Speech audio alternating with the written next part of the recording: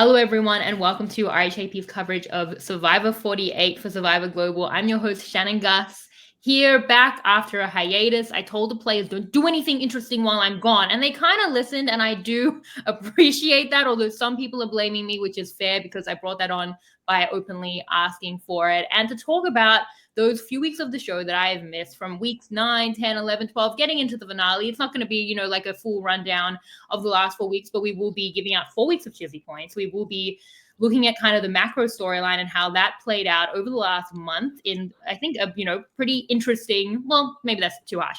I think in a cohesive way that has played out over the last 4 weeks. And to do that, I have such a great guest, my wonderful friend who also just happens to be a winner of Survivor South Africa, a huge super fan of the game, very good friend of Rachel, who won the last season. So winning is all over this guy. It is the great Dino Paulo. Dino, thank you for being here. Shannon, that's quite an introduction again. It always kind of takes me by surprise. It's always awesome sitting across from you and chatting with you and actually being on Survivor Global. And I just had a moment now thinking back to pre-playing days where I used to listen to Survivor Global and you and Mike. And yeah, it's still pretty unreal sitting across from you. And like I said to you during the week, the pressure is on for me today because one, still imposter syndrome. Sitting across from you chatting Survivor is a stressful task to try and keep up, and 2 4 weeks of Chissy points, that's a lot of responsibility. And like I said, as a Chissy winner, I take it very, very seriously, and I just want to make sure I make the right calls. I get it. Look, firstly, one of the many things I love about you, Dino, is that every time I introduce you as a Survivor winner, you're like, oh yeah, and it seems to hit you again, which I love. The second thing, yes, this is not like last year I had Eden on for the weeks that I missed. Here I brought you on. It is not an enviable task of having to come on and be like, what happened this month? And especially because this will be the first time, I want to say in Global Survivor history that we've been giving out 4 weeks of Chissy points. That is true because last year when I went away, we gave points like during the time. Now it's like what I know we both did is we both gave points. We watched the episode, we gave points. So for me, like some of the stuff I watched like on the plane right there, the David boot as an example, and I wrote down my Chissy points, and I know that we've had a lot of integrity of not deviating from those Chissy points, even if things changed, and integrity is a very important part of this season specifically. However, it does mean that I look back at old episodes and think, really? Old past Shannon? Like, okay, I get, and then I see how my mind changed. And maybe that's good. That's interesting for the point of the podcast of how we went through this journey. I wanted to say as well, I said it's the first time in Global Survivor history, we're going to get 4 weeks of Chissy points at the same time. That is true. However, for your season of Return of the Outcast, there is Dino's cat Bella making her cameo appearance, being so cute. But for your season, we were doing 4 episodes a week, and Mike and I were doing 4-hour podcasts. I can't believe they let us do that. 4-hour podcast every week talking about your season, and it was 4 episodes that were way more intricate than these 4. We weren't giving 4 weeks of Chissy points, but we were doing as much content, and it was highly strategic. So I know it can be done because you especially made me do this, and I did it for you for the 6 weeks of that season. So we can do 4 episodes in the favor. Yeah, exactly. And it's hard, right? That's why it was not a good viewing schedule, okay? It's not the way that the show should be consumed. But oh my God, Bella's the main character. If you guys are missing the video, you're missing a very, very cute cat right now who's like ready for her close up, which I really love. There we go. If she gets too distracting, we can ask her politely to move her cute self somewhere else. But for now, she's quite happy. She's distracting me in the best way possible. But Dino, how are you going? By the way, thank you for being here for this difficult task of this podcast. Oh no, things are great. Business has been good. I just got back from while you were gallivanting, traveling the world. I went to a tiny little spot called Bloemfontein for skydiving nationals. That was an absolute jam. So yeah, things are good. There's lots of Survivor. I've been catching up on Australian Survivor at the same time because I got to hang out with Paulie the other day, and we're hanging out with him and some of the alumni on Tuesday night. So yeah, all in all, yeah, things are going well. So Survivor's come at a good time. Kirsten and I've been enjoying both the seasons, and it's been cool to see the contrast between Australian Survivor and US Survivor in real time, or in our real time. So yeah, overall, I would say things are going well. Eliza's now ready for her close-up, wanting to be in on the. And I've got this. Action. I bought this in the Camden market. Karma is a cat with all of the era cats as well. So there are so many cats if you look hard enough in this podcast, and that is a great way to start the podcast. But Okay, Dino, macro thoughts on this season, the last few weeks, which I think do embody what the season is. It's the Joe show, but it's also how everyone's handling Joe. How do you Yep. see where we are in the season right now? How do I see? Just the whole, like, where we are in the season, like, who, especially looking at towards the finale next week, like, with Joe at the center, but like I kind of feel like these last few weeks for me are like the Joe, Kyle / Camilla power struggle. Who's winning that power struggle for you? Like, how do you see how these last few weeks went, and who's best positioned where we currently are before the finale? Overall, I mean, I think the Joe show is pretty accurate, both in it and in the way things are going. Excuse me, Kyle and Camilla as a excuse me, Kyle and Camilla as a duo, they've gotten a couple of wins, but overall, Joe seems to be best positioned because he's not really taking any actual shots. There's a strong reminder or likeness for me for season 7 for Island of Secrets with Rob, Nicole, the Amigos. They also had this like moral high ground, this integrity, this loyalty game.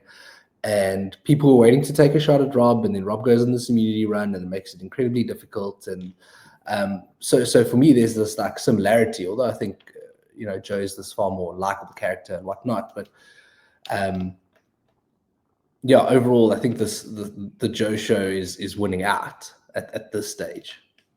Yeah, it's interesting you say that, because I think that from what I've seen, even putting out some question threads for this podcast, I think that it's really clear that people see it very differently. Even listening to Rob and Stephen on this week's Know-It-Alls, they see this as like such a big win for Kyle in the last week to get one over on Joe where he voted out Shaheen. And I think we're going to talk about that through this last month, because I think, yeah, that's what the win has to be for Kyle and Camilla, which is to undermine Joe to the point where they're looking probably to sit next to him, and they can't really do a lot about it if they don't want to sit next to him, other than like making a shot at the final 5 where he and Eva have a really great shot of winning immunity, B, definitely an idol. So it becomes about undermining him. And I will say, to the show's extreme credit, one of the things I'll say is I think the edit's been very good, and Kyle, Camilla, and Joe all have a strong shot in game and in edit, and maybe even more in edit, of winning the show. And I think that poises for a very interesting finale, and we'll talk that through.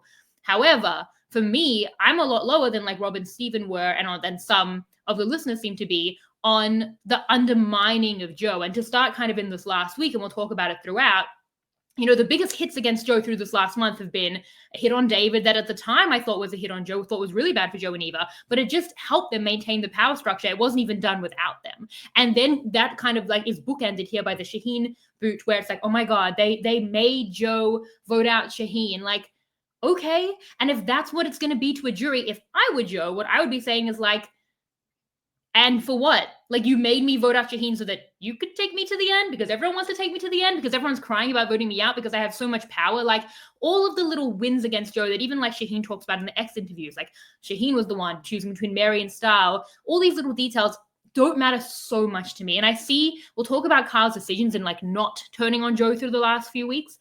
I see what he's trying to do. And I also see the barriers, and like maybe the jury won't like that he turned on Joe in this like loyalty culture. However, I do think that for me, these little things don't matter as much to Joe. Has been at the top of a hierarchy. He's maintained that hierarchy, and he hasn't been got.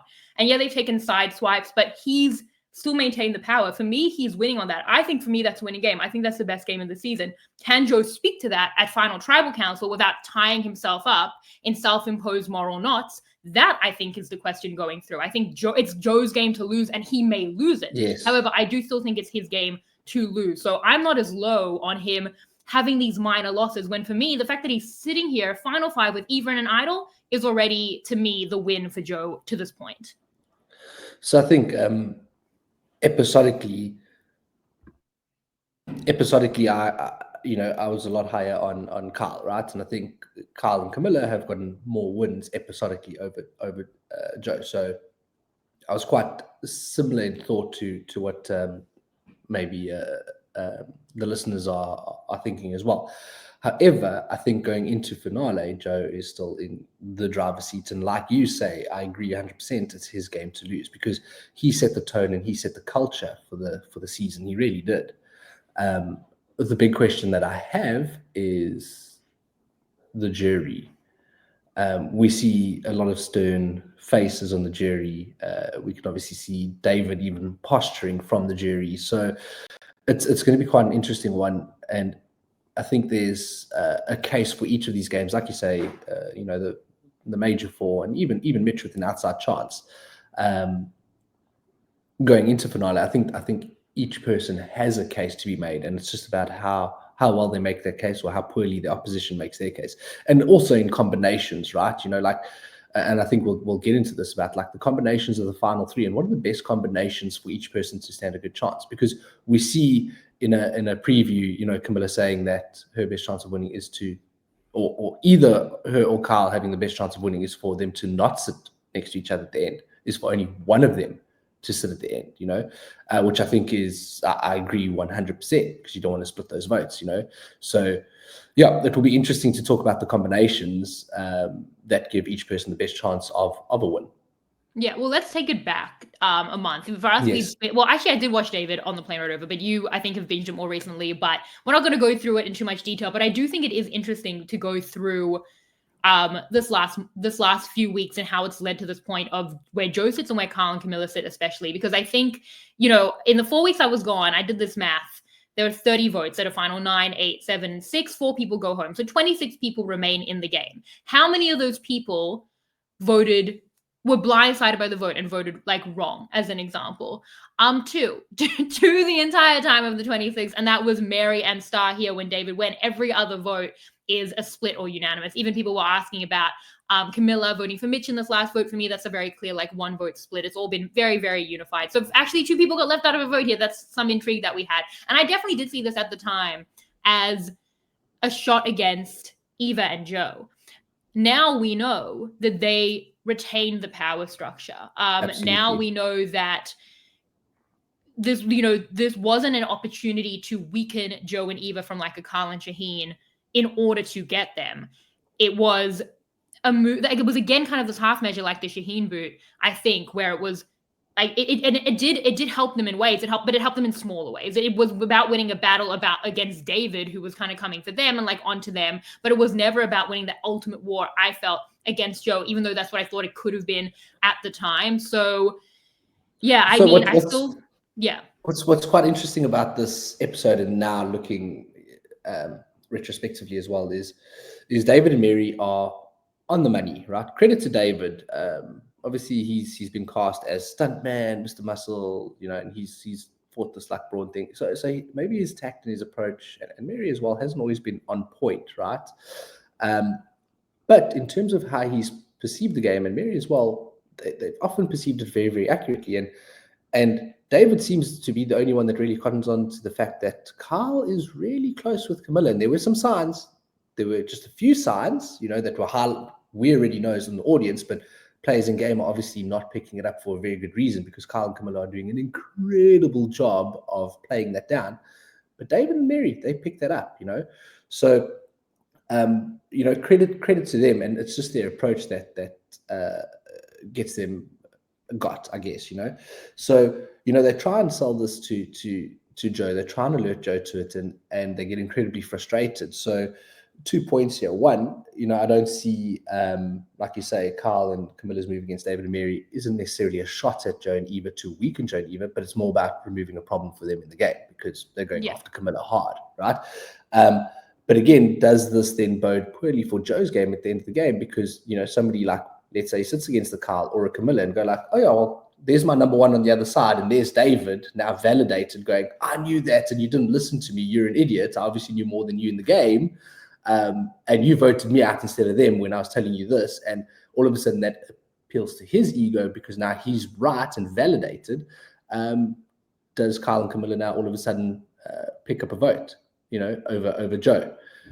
I think it's quite an interesting one. And even though it's a David Boot episode, I want to give him credit for reading the game well, and just say maybe poorly executed on the delivery on how to get things over the line. And Kyle's a sterling example of how to keep your allies on side and trusting you. Man, that boy is good. Holy shit.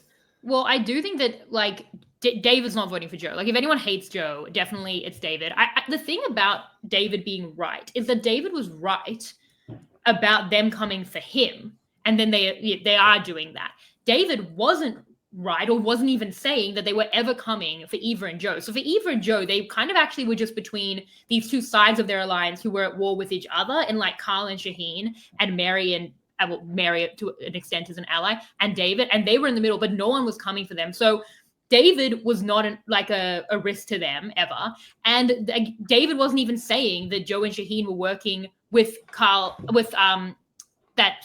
David wasn't even saying that Carl and Shaheen were working with Camilla to get out Joe and Eva, and they weren't. Like, the interesting thing about this, I think, in all the decisions, is the stakes for like a Joe and an Eva are very, very low. We see this on the journey, right? Like Eva's first journey that we see in these 4 weeks is that she's already, like, she won it from the reward. So we see it here. Like, the reward is, like, I think she should have just gone for the idol, and now it doesn't matter. Especially, nothing matters. That's the point. But I think she should have gone for the idol because Safety Without Power expired at 7 and the idol went to 5. Like, that's, it was like double the length from that alone. But it was like, risk an extra vote we're giving you, and then risk Safety Without Power. It's like, you didn't have any of this 5 minutes ago. Like, sure, go for broke, And then like later on, it's about risking a vote, which kind of mattered a little bit, to acknowledge a power that didn't matter to her at all. Like, the stakes were so low. And I've seen that on reward. Like, the reward choices, other than taking Joe to fuel him, every reward choice is like, everyone knows what they're meant to be doing. The reward doesn't matter to it. Like, the stakes, I think, are so binary that like none of these little details matter. And I think as well, for something like in the votes with a Joe and an Eva, that, like, getting rid of Shaheen, okay, but they're still here with a lot of power, with Carl and Camilla, who are still saying they're going to go to the end with Joe and Eva. They're still getting to the end with a really great argument in a game. When I'm saying Eva, but like for Joe, in a way that the game is there for him to lose. And I think it was the same thing here with David. Like, did he get got? No, because if he was going to get got, it would be on a group of people who were taking out David to eventually come for him. And David was right that they were up to something, but they weren't up to something with Joe. So is it such a loss for Joe that he ended up taking out David to just continue his relationships with Kyle and Shaheen through to the end? Like, is that not just having the power and having to choose a side in alliances that aren't getting along with each other? You can go with either side and they're all going to protect you to the end. And the side he chooses has done that. He is in the final 5 now with Kyle, who does that, and with Shaheen, who had wanted to do that.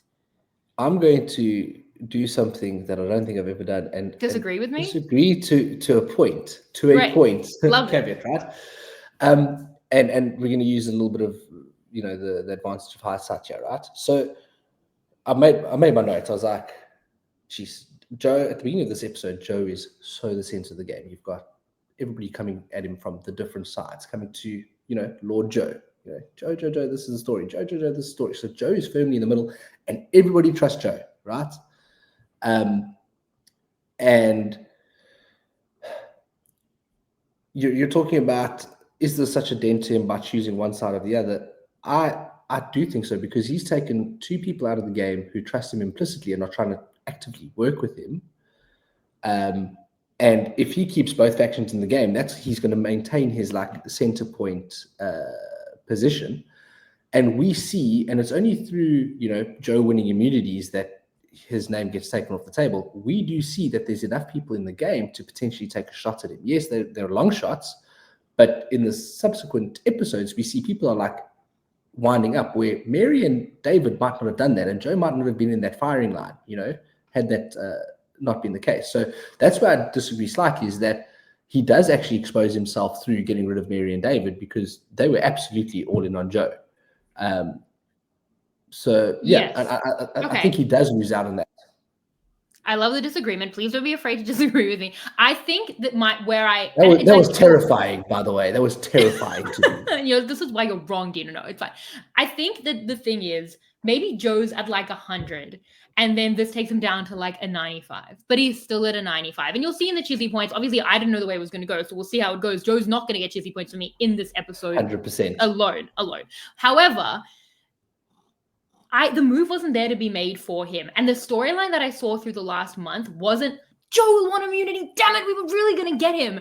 I mean, even before he wins his last immunity at the Shaheen vote, he's not the target. And at the point where it's the 4-4, even then, you're relying on, like, Mitch doesn't want to work with Star. Like, that was when it was at the diciest. And even then, Kyle is never really wanting to turn on him. Like, the votes for him, a majority of votes for him, are never there, regardless of immunity. And even that plurality is really, really hard to back it never happens. It's these unanimous votes to his credit every time with him. So I can't fault it too much. Like, if this was worst case scenario, that actually is a compliment. Like, if this was him falling to a plan B that's worse, still went pretty damn well. And that's how I feel. And that's why that's a very cohesive way to talk about the show, because that's how I feel with Shaheen as well. Like, wow, they really got Joe by bringing him to the final 5 and wanting to bring him to the final 4, and he still has his idol. Like, that's you getting Joe. That doesn't sound like getting Joe. Like, Joe's doing so well, you know? By Joe's commanding relationship, getting there by one of the 62 paths that he'd forged for himself. Like wow, look at his suboptimal path. Like, yeah, that's why I think that's when, like, I'm not gonna even chili points for this, because I definitely, at the time, I actually thought it might have been an inroad to actually take a shot at him. And at the time, that's how people seem to think about it. I listened to this know-it-alls on the boat from Athens to Mykonos on 3 of the most uncomfortable hours of my life. We went in like a huge storm to Mykonos, and the boat was rocking and everyone was throwing up. And actually, when I talk about this episode, I still feel a little bit nauseous. Just thinking about, so like, even now we might just need to get past it, because that's how it was. But at the time, Rob and Steven, I think in my mind, were like, okay, now we're going to open it up. And it didn't open it up. So it's like, if that's Joe's path too, and it's worse, I agree, it probably is worse. Like, best case scenario, you can keep everyone on lock and like vote out a Mitch and at least like save some time to break up a part of your alliance, for sure. But like, in the way that they couldn't do that and they take a shot at David, like, just, it could have gone a lot worse. So I'm not harsh on it. He's still at a final 5 with people who, again, aren't even taking out Shaheen so that they can take him out at 5. They're taking out Shaheen so that it's a better argument for when they inevitably sit next to him, and it's just not that bad. Yeah. Okay. I hear Chissy? you. I hear you. So just before we get into Chissy, I want to just, from a play perspective, I think I love the way Kyle has handled it versus David, and there's this and I think it's worth mentioning. It's like, Kyle hears Camilla's name floated and he's agreeable, and he's like, yeah, sure. He's kind of probably learned from the previous one. He's like, yeah, cool, no problem, sure. And then he sets a plan in motion to rectify that, right? So he's being agreeable with his alliance, even if it's just initially, which bodes well for him. It continues that level of trust, right? David is like stuck in a Chinese finger trap of like, you're not listening to me. These two are close. They are close. There's something happening here that you're not seeing. And the more he pushes that agenda, the more stuck he gets in this, where he actually needs to ease up. And it feels counterintuitive at the time, because you just want to wring the person's neck because you don't have time. You've got very limited opportunity to get people to come around to your ideas. So it feels counterintuitive to ease up. But like I said, like Chinese finger trap, if he had like eased up quite a bit and goes like, here's the seed, we've planted the seed, just be aware of this, my guy. Cool, you want to go this direction? We're happy to go this direction, but let's just keep our eyes peeled. He probably does a little bit better here to retain the trust and perhaps stay in the game. So I think I just wanted to compare how Kyle handled it versus how David handled it, and just say, like, if you're going to play this game one day, take lessons and take notes from Kyle. The agreeability is a big one, and it comes up a little bit later again in building trust in key moments. So yeah, I just wanted to make the point. Yeah, I mean, I think Kyle's social game here is important, because I think that the alliance is basically choosing Kyle and Shaheen, to be honest, over David. Like, from a social perspective, they're like, our allies are like no longer getting along and they're having to choose, and they don't choose David, and that might be to the way he's acted. And I did actually think that conversation they had, which was about like, you broke your word, it was like, I'm incapable of breaking my word, was such an interesting conversation. We don't get that a lot in the new era, and that's actually something that I want to talk about what people like, this kind of debate I've seen online about how this is more of an old school season. But that was really compelling in the way, like, again, this like self-imposed moral structure that David and Joe have, and the way they're operating in that structure. And it's like, you can actually break out of this at any time that you want. Like, you're doing this to yourself, but it's so real and like oppressive to them. And I thought that was really interesting. So for sure, they're going to win the social war here, I think, for Kyle and Shaheen. And I also think for Kyle, again, Joe's not getting David's vote, but it is this type of thing that might have the bigger win. Like, this might win the battle, not in terms of like, this might win the war,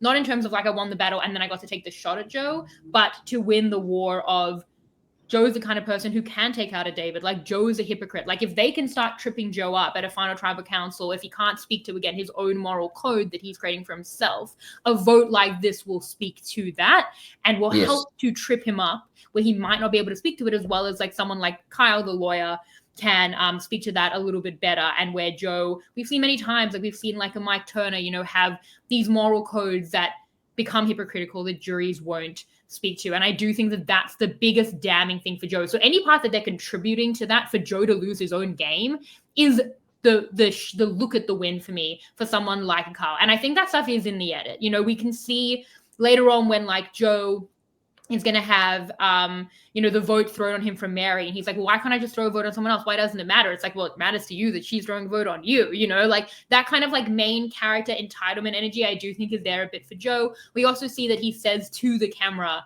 like in confessional, how he, you know, like he needs good jurors on side, and then immediately goes to Mary to say that she was the issue with David and she manipulated him, and like but he's going to maybe need her jury vote. We see some negative jury content there, and that's why it's to the credit of the editors that the Joe losing storyline is there for me, but so is the Joe winning storyline. I think all of these 100%. things exist, and again, coming from Australian Survivor, where I feel like the edit was not as nuanced and not as kind of versatile about like, you know, the different pathways this can go. I really do think we are set up for an interesting finale because I could see it going either way. I'm more that Joe will win, but I think that the edit of him losing is there. He'll have to trip himself up, and have Carl and Camilla been throwing heat on that, where it's difficult for him to speak to why David went, why Shaheen went. Yes, and that's the win here for them in terms of that.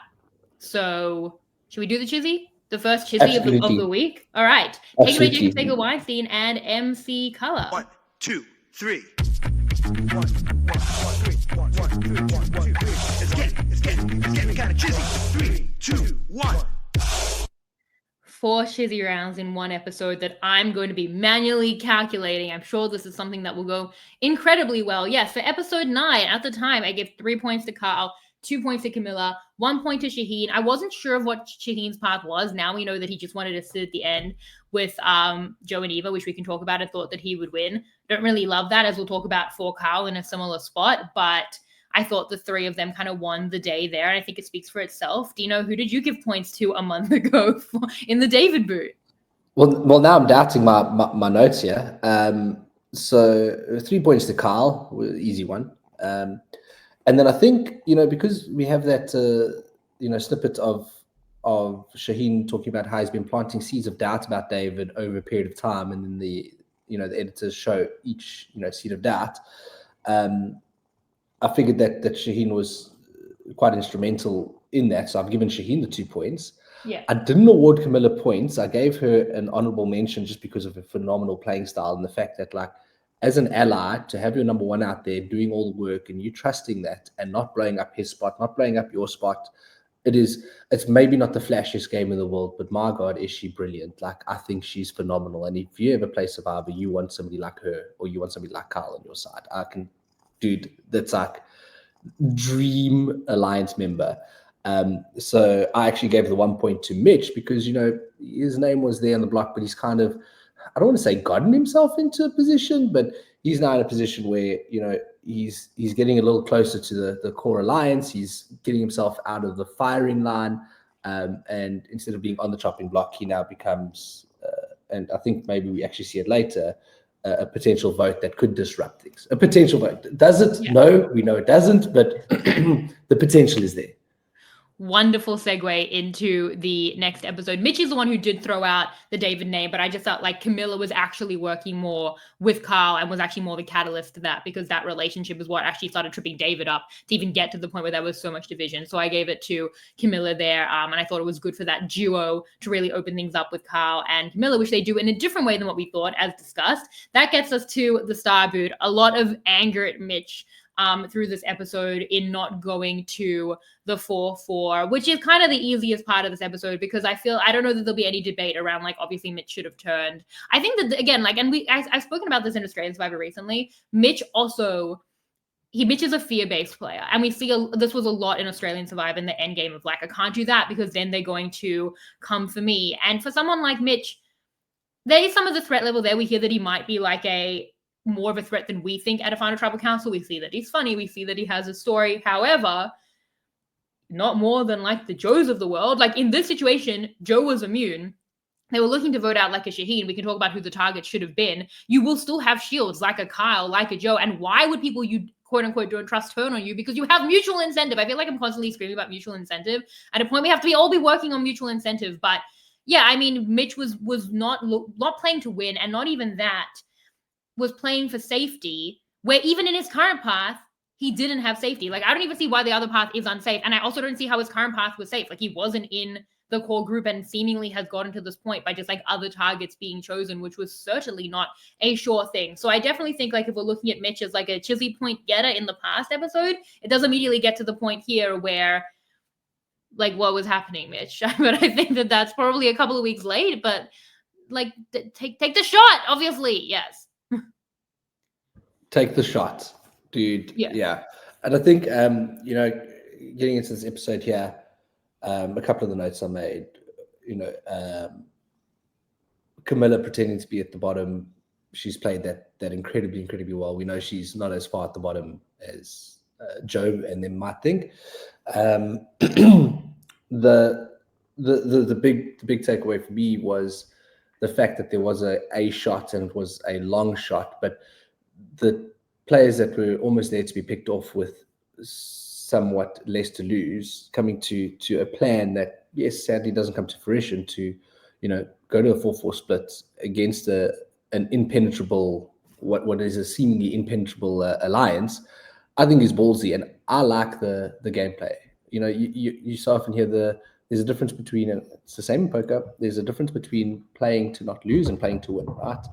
And Mary and Camilla are great examples of playing to win, you know, where they're willing to take these shots and go like, you know what, I'll go to fucking rocks, because if I don't, I'm not winning this game any other way. So whether I last an extra day or 2 days, you know, is inconsequential. You know, so many people have this like FOMO or this fear, and like you say, Mitch is this fear-based player, fear of going home, and they're like, okay, cool, tomorrow's another day, you know, and it's like, well, things aren't really changing for you, and your opportunities aren't going to get more. They're actually only going to diminish, particularly when everybody knows there's advantages in the game that don't sit with you. So how are you going to make moves?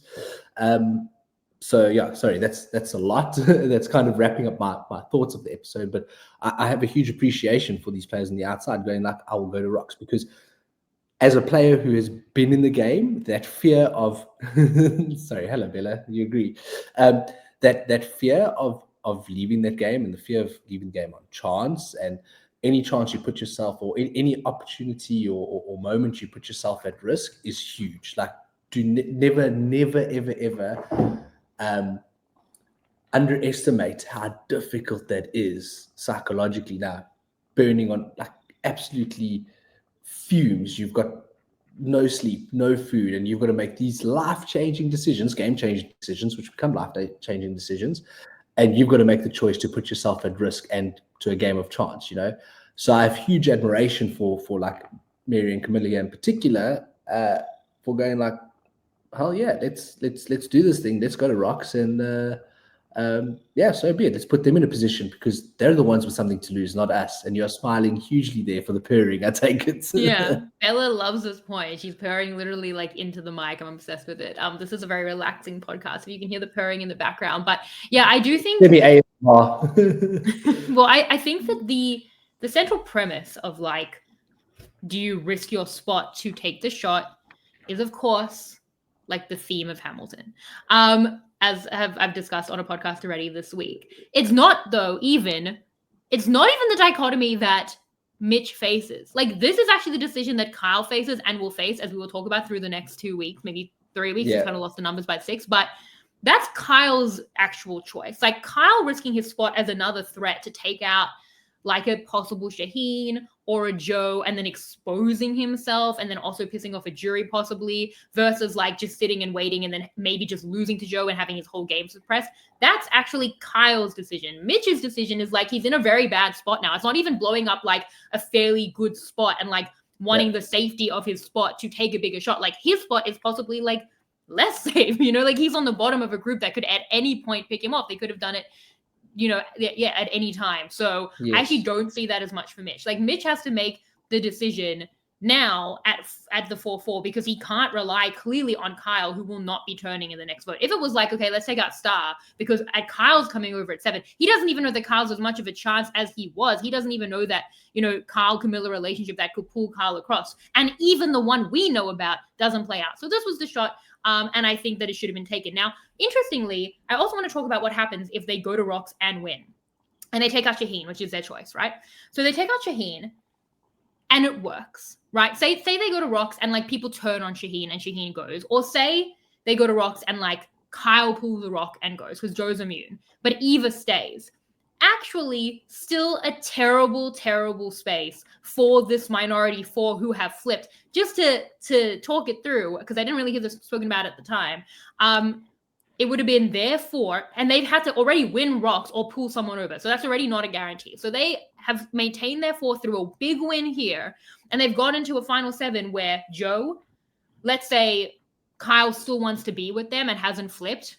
Let's say so Kyle or Shaheen or whatever, but someone who's with them, and Eva have an idol and a safety without power. And again, if you are a Mary, a Star, and a Mitch, you think that Kyle is fully with those 3. You wouldn't think that Kyle would flip. So it's your 4 versus their 3, but with the idol and safety without power. Now, if one of Joe, Eva, or Kyle or Shaheen wins immunity, which is again highly likely, it's actually not what happens. Camilla wins, but if Joe wins, highly likely, they just win the day because their 3 is protected by immunity, an idol, and either safety without power that just fully protects them, or either can send out one of your 4 in safety without power, and at 3-3, all 3 of your side can be immune at Rocks because one's the target, one has an idol, and one has one immunity. So actually was a terrible position anyway. Like, that's how much the shot needed to be taken. Sorry, you're saying at Rocks, not for this episode, are you saying later on at Rocks? At the final 7, if you leave Eva in and she still has an idol and safety without power, which is actually expiring at 7, then that 3, whoever Eva's left with, Joe and one of Kyle or Shaheen, assuming Kyle's always with them, are in a very, very good spot. Like worst case scenario, someone on the other side wins, which Camilla does, and it's like a 1-1 rock pool. Like it's actually not a great situation because Eva has so much firepower. For that reason, I think they really should have been targeting Eva here. Maybe she plays. I'm with you there. Yeah, like maybe she plays an idol, but even then, like Star is fodder, and also take the shot. Like what do you have to lose? Like, I really think people more often should be assessing their spot, and if it's dire, just freaking swinging. And I feel like the swing is not just to hit that side, but to hit Eva, because even though Eva's not as much of a jury threat, she had so much firepower that even beating that side, but keeping Eva in was not such a strong win. And I think that it's worth trying to take Eva out at that point. So their rationale about going for Shaheen was about, okay, cool, they're more likely to flip and not risk their game on a Shaheen rather than Eva. So that speaks to how well insulated they believe in Eva is. But again, that would be so marginal, particularly when, with their perception of that that alliance. Like you say, their perception of that alliance is it's impenetrable. So are you moving that needle 10% by putting it on Shaheen and then leaving all the advantages in the game? And that risk reward ratio is just not. It's still unlikely that they're going to flip. So it's unlikely. So let's go to Rocks, let's do the damn business and put it on Eva and give them a decision to make, knowing that, perhaps the thinking from a Shaheen and a Kyle, perhaps they're more likely to flip because they know Eva's got all these advantages. He has a chance for her to go out. I'm not going to risk my game now. I'm in a good position. I've got something to lose. And even though from an alliance perspective, 4 people at Rocks from the opposing alliance are at risk, and now Shaheen and Kyle would be at risk, so your odds of losing from the 4 people alliance are higher, so the maths falls in their favor. You don't really feel that way when you're one of the players going to Rocks. So when you've got nothing to lose, the people with something to lose are more likely to flip. So put it on Eva, like you say, go for broke. You're gonna go make this big move. You're gonna put your entire game on the line, give yourself the best possible fucking outcome, which is removing those advantages from the game. Don't just go take the shot and put your game on the line for something that marginally improves your position or doesn't improve it as much as it possibly can. If you're gonna put your game on the line, go for the maximum reward. Okay, I'm back to I'm excited that we're back to agreeing with each other because it feels right, and I'm like still recovering from before when we slightly disagreed. But yeah, I mean, it's a literal Hail Mary. Like, do the most extreme thing, and like I do agree that like they are more likely to go to rocks for Eva. I think Joe is immune, but even he might not put like Eva into rocks, but will always, will always support her, will never vote her out compared to like a Shaheen. But Joe, who's immune, might anyway just like never flip. But I do think that if you're like a Shaheen and it's Eva versus Kyle as the option on the revote, like maybe he should just vote out a Kyle, but he shouldn't vote out an Eva because Eva's like firepower is important to that group of three going forward. So I do understand that because she's the best target is why her group should keep her in. In saying that, Kyle might be, and Kyle's really the one they should be targeting to flip. Kyle should really be looking, if he's going to look at anyone, I think he actually could vote out Eva because he's less kind of protected by her firepower because he doesn't need to be in that group. He has like his exit path with Camilla. And I also think for Kyle, taking out an Eva and flipping on Eva is a good situation. We will talk about it because keeping Eva in the game and taking out like a Joe does expose Kyle because Eva's not really going to be targeted by herself. But if Eva can be taken out here as collateral to Joe, and now you keep a Joe and Shaheen in as shields, that does give him more runway going forward. And we can also both shields and target, like exactly. viable, not like proper targets. Yes, like exactly. Yeah, and we can talk about like Kyle's path and how he's not fully exposed in flipping, but so he can take out Eva there. I think that you just want to go for broke, in targeting like an Eva there because it's like a half measure to be like, we're gonna do the thing, we're gonna go to rocks, but on a slightly better target. It's like I get it other times, like for sure when you're identifying rocks, someone they're less likely to go to rocks for so that you can win is a very important point, but not when the disparity in what that person remains with is that great, and Eva just has so much firepower. So I would have been looking at Eva there. Is there anything else on rocks? Because I'd love to talk about if Kyle should flip at here and then. So this is where I wanted to go as well. I wanted to say that like Camilla should then be as the one with the information and the more accurate read because Kyle and Camilla actually, if we think about it, Joe and Eva have the power and the influence, but Kyle and Camilla actually have the most information in the game because they know where everybody stands. They're the only ones who truly know where everybody stands, right? So with that knowledge, should Camilla be doing more to drive it towards an Eva vote, knowing that, a Kyle wouldn't put his game on the line for Eva? Like, he's not going to put Eva's name down originally and completely burn that. He wants to play the middle, but there's enough for him to go like, dude, I had like a 50% chance and purely play the maths and go like, well, Joe, like it was going to be me or Shaheen, and I had to put a 50% chance of me going home. These are my hopes and dreams. You can still recover from flipping on a vote like that, So I think that's where maybe Camilla should have been driving the Eva name in that group of misfits a little bit harder over Shaheen, rather than just having a name that's on the other side. But I guess maybe that's part of the attraction to her is that, well, she knows that Kyle can come over that way, and that their numbers maybe potentially open up an additional option. But like you say, with all the advantages, it becomes very difficult to take another shot. I do also think as well for Camilla, this was so dead on arrival. Like Mitch was so out from like as soon as we see after the challenge, like it's just not. We're not even in the position where we're talking about targets. Like we never got to that point because there were like so many other issues where like Mitch is like, I don't trust her. It's like, well, I think I saw this on Twitter. You don't have the luxury to work with people you trust. Like it's too dire for that. But the people you trust are actively floating your name out and have told you when you're going home. It's like you either have no one or like the worst allies ever. Yeah, like the alliance has told you that you're out of there. Shannon. Before we go into the Kyle thing, because I think it does lead into it. I mean, he wins the award and he chooses to take Camilla, Eva, and Shaheen, leaving Joe behind. Joe's a bit pissed about that, but he self-soothes and goes like, well, I think my boy's just left me here to monitor the kindergarten, and he's done us a favor here. So again, great awareness from Kyle on who and how to split people, because the rewards always leave you with those dilemmas and how you're splitting the group and who you're upsetting and who's emotional, who's hungry, who's rational. So well done to Joe for rationalizing, even though he expressed his emotional response to it, and well done to Kyle in that regard for having the awareness that knowing he's got that strong enough relationship with Joe that Joe's going to self-soothe.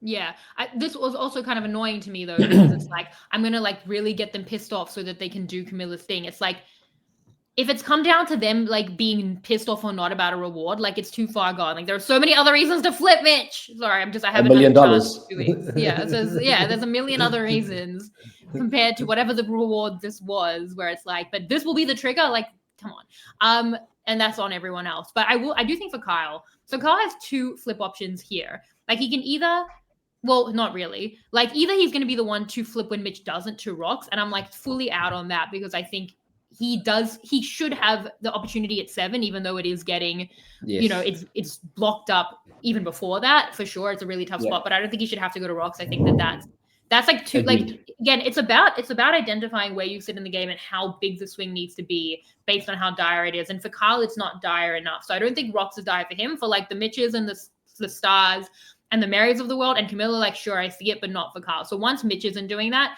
I don't think that he should do that. Should he be the 5th? Like, should he be like, it's not going to be rocks, I'm going to be 5? That's the knowing question. that as well, he could flip at 7. He's not going to flip at 7, but it is going to be a question. I wouldn't have been mad at it, especially with Eva as a target and taking out that firepower. I do think 7 is tighter. Of course, you would rather be too early than too late. But I think that the concern for a Kyle is leaving himself, like, this is actually genuine. This is what Mitch is worried about, but it's actually legit for Kyle, is leaving yourself exposed when you start taking out other threats. Now, if you take out Eva, you do have other shields, but there is the concern that you've left in what could be a Final Four without you, of the Mitches, the Stars, the Marys, and Camilla without you.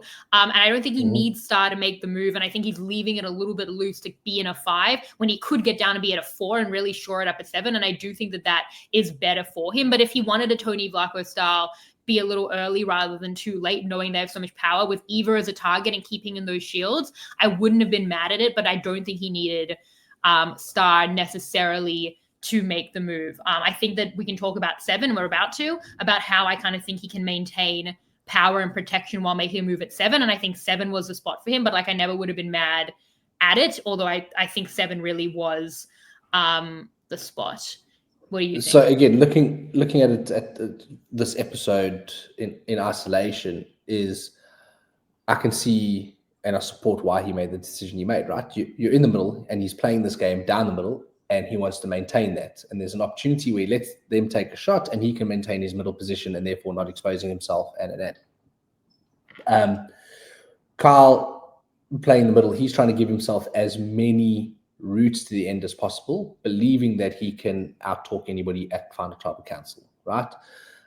So for him, it's about as many routes to the end. And by him playing the middle, he absolutely does give himself more routes to the end than by him actively flipping and taking a shot. And it can be a successful shot.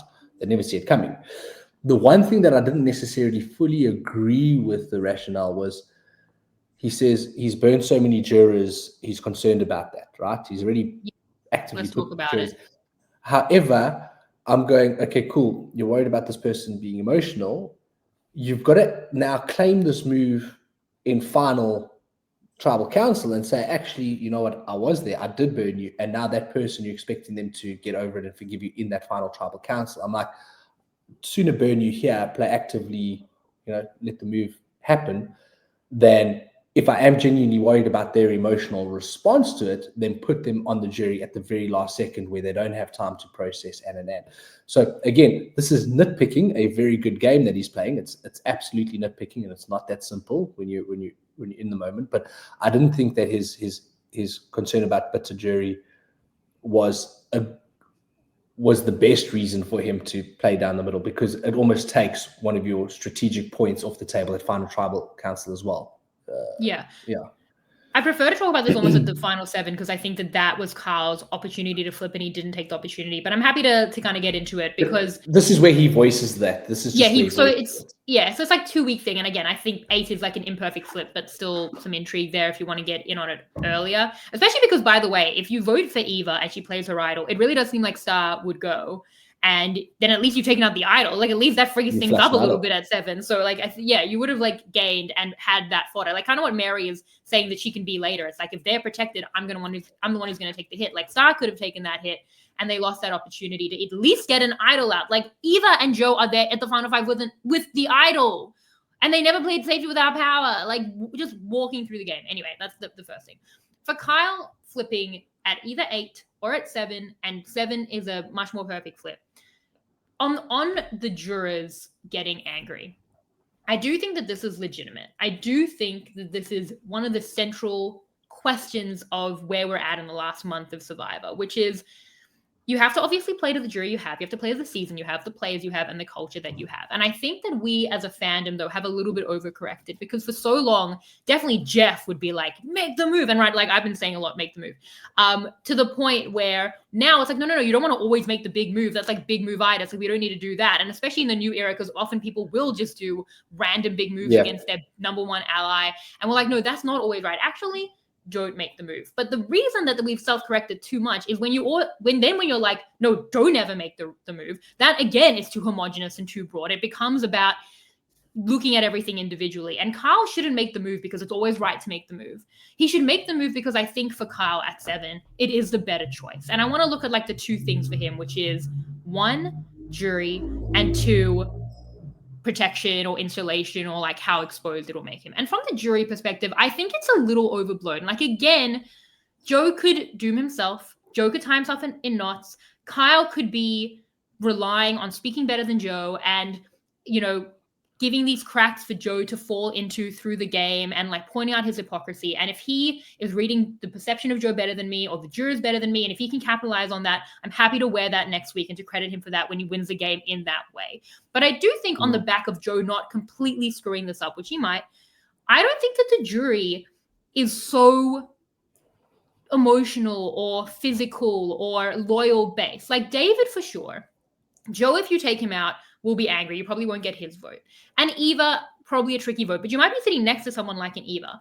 I think if you look at the rest of all the jurors and potential jurors, there is a lot of like strategy votes here. I think Cedric could be a strategic vote. I think Chrissy, who was like take down the big guys, would probably love that. I think Shaheen is not going to be bitter. I think he loves gameplay. Mitch could be for gameplay. He should have been doing it at the final 8 himself, as we've discussed. Camilla, of course, and Star as well. That's 1, 2, 3, 4, 5, 7 of the 10 possible jurors. I would be just appealing to those people and like hopefully Joe gets over it. And if he doesn't, like he's not the base. I think the fear of like these big loud voices like a David and a Joe being the reason that jurors don't vote that way is actually not really looking at how some people have mostly been cheering for that type of gameplay to fall. And if you're the reason that it falls, jurors may actually hugely credit that. So I actually think that's a little bit overblown in terms of the fear of we're a very loyal culture, a very like, old school, which we'll talk about, but like, can't be dishonest game. And I've been dishonest now. Yeah, some jurors are going to hate that, but I think they're actually a minority when you go through juror by juror for Kyle. Yes. Yeah. I'm in agreement, right? And that's why my note was, I don't think that rationale for him staying down the middle is a great one. But I don't think it negates the fact that I think by him making the decision he's made does keep him in a position to, with the most parts to the end. So I don't lament the fact that he's made the decision. It's just the rationale that he used about the jurors, and you've pretty much summed it up. I can't add to that. Yeah, it's a great reasoning. Yeah, I do think that as well. I think jurors will be mad at you. Like, I think if you're going to get there with Joe, which is the other option, I think it's more likely that all those strategy-based votes I just tried to identify in the way I'm reading the jury at the very least will be like more angry. Like, what have we been saying? 100%. And like, you let it happen. Like, you're the ultimate, embodiment of all the things we've been angry at. And like, we credit Joe, but we blame you. So I think that if anything, that's more of a jury concern other than will Joe, like maybe he's identifying that Joe's not a great speaker or that Joe doesn't see his game so well. Maybe he's trying to exploit a lack of self-awareness. And I think all of that is valid. I wouldn't rely on it. But again, if he's seeing it better than me and he can capitalize on it, I will certainly credit that next week. I also want to, this is more for the final 7, but I also want to say on Kyle flipping and exposing himself. Now, if you take out like a Joe at a final 7, this is like the one opportunity to take out Joe. It's the only time he wasn't immune the entire time I was away. then the concern is like leaving Eva in the game is that Eva is like, it's always Joe and Eva, but Eva herself is not a threat. So obviously the concern becomes, okay, so what if you've done that? And now Shaheen, who's pissed off, Eva, who's pissed off and no one's targeting her. And then at that point, Mitch and Mary all just come for Kyle, who at that point is the biggest threat. And he has only Camilla and he's in minority. Again, it's about balancing it, about like how much should he have to take the swing when there is another pathway the other way. So it actually is an interesting conversation for Kyle. I do think that the one thing that he has and that he makes the flip at the final 7 very valid is Mitch. Mitch is a fear-based player, right? Mitch cares about his own safety, and they've had something since Siva that Mitch has been trying to work with Kyle. If he can flip at 7 and be like, but Mitch, you can't flip on me because me, you, and Camilla are going to be 3 of 6, and that's our safety. Like, I need safety, and so do you. We're in this like equal predicament. I really think he can get Mitch. And for what it's worth, for Mitch to be the one to flip on him with everyone at a final 6 when he's taken out of Joe, Mitch is the kind of player who now is a completely different human being. Like, he flipped on Joe, he's flipping back on Kyle. Like, that person is now just Rob Sestonino. Like, that's actually not Mitch. So I think shoring up at 7, especially with Camilla and Mitch through to 6, actually gets him in a good spot where he shouldn't necessarily be the next big target, even with Joe being gone. So I really think we've gone past the final 8 busy, but I think Camilla's that's 7 done well. with it. Yeah. And Camilla's done well to build the relationships with the other 2. It's really, with Mitch especially. Yeah. Exactly. And yeah, even Mary, I think Mary's more likely to work with them than, an Eva, for example, right? Yeah. I also think that Mary's a possible shield where you're like, look what she did. And I also think Shaheen's a possible shield as well. So I think that there are a lot of outs there. But certainly as well, I'd also be like, we're Siva strong. And like Mary, if anything, is such a jury threat. Look what she just did. And she's got all the Vula stuff. So I think she's a pretty good shield as well. So I don't think that it would have just like been like popping his head up to take out Joe, get 3 Chissy points, and they get voted out. Like I do actually think at the final 7, not 8, but it's 7 especially, I think that's the move for him, and then try paint it on like a Mary, a Shaheen, and get to a 4 with like Mitch, Camilla, and Eva. I think that's a great path.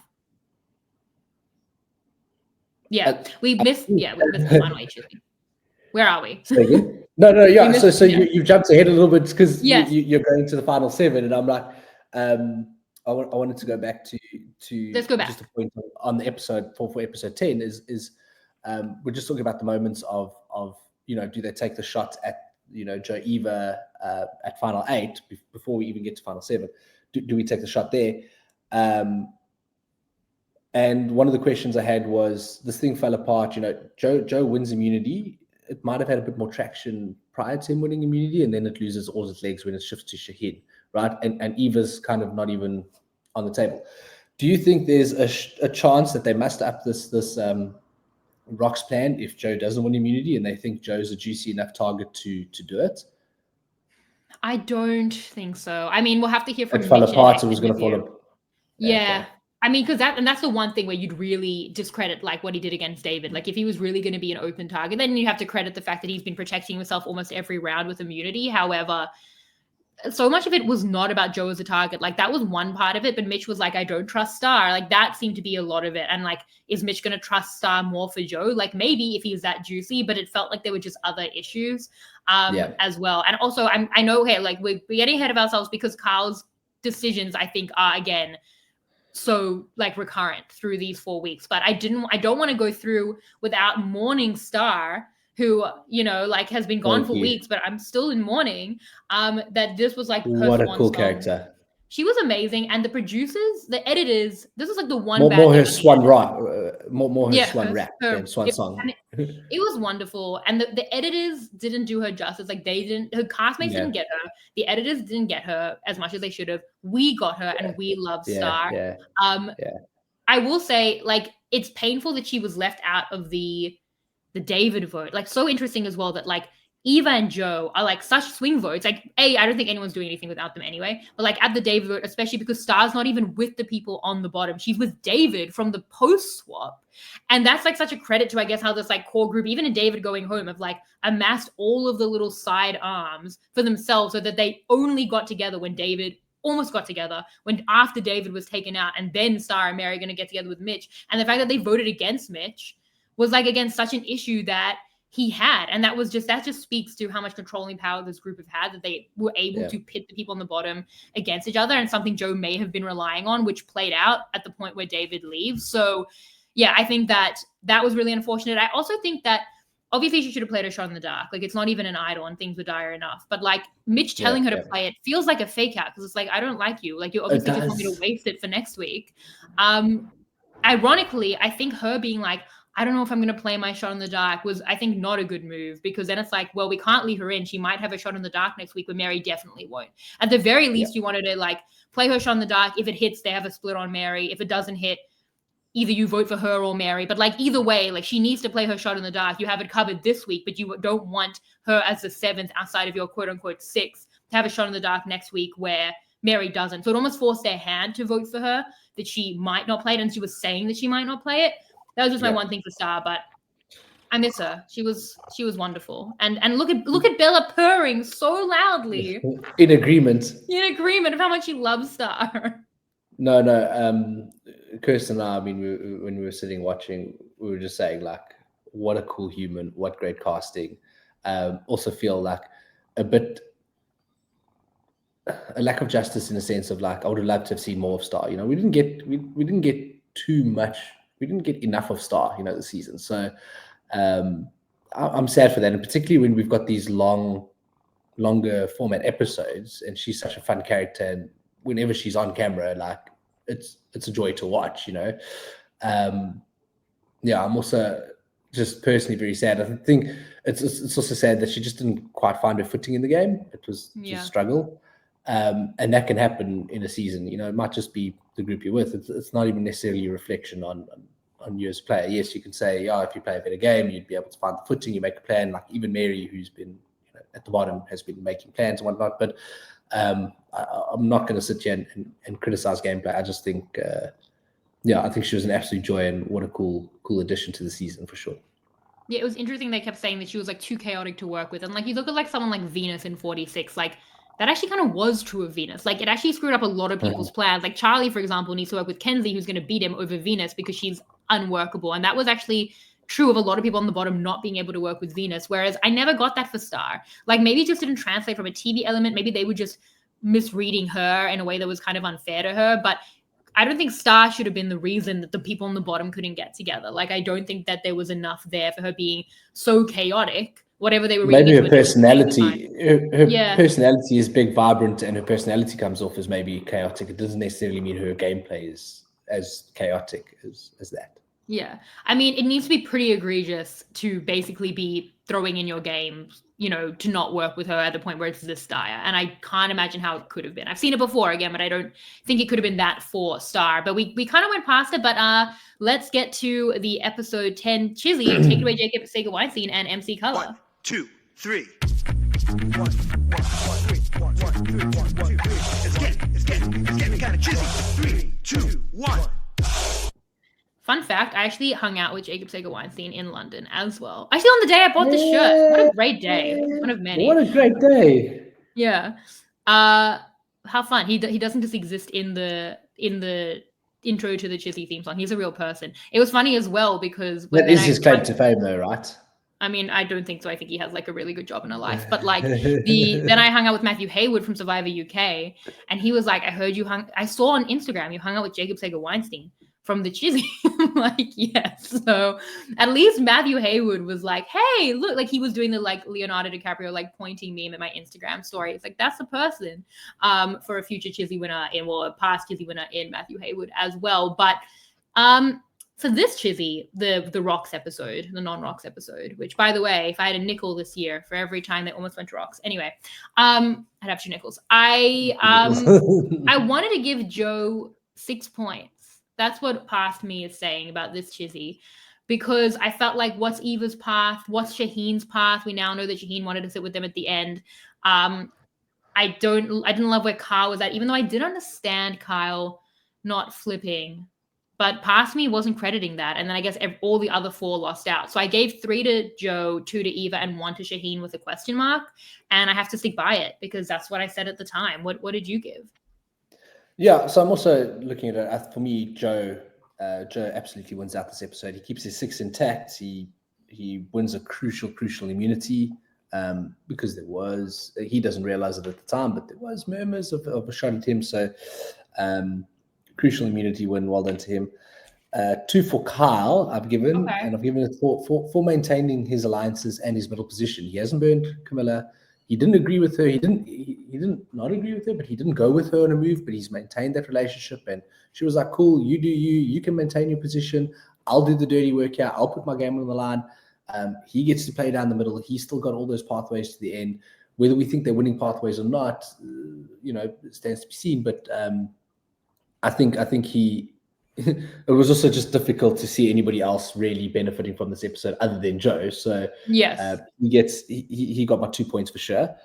And then I've said like 1 point up in the air. And I think Eva not for active playing, but she benefits from this episode probably more than anybody else. Like you say, everybody else kind of loses something this episode. Everybody else has one fewer option going forward, one fewer move, one fewer opportunity to make a move against a stacked alliance. So I think Eva then, by proxy of just being a part of the 6 that's intact and all advantages, she gets the 1.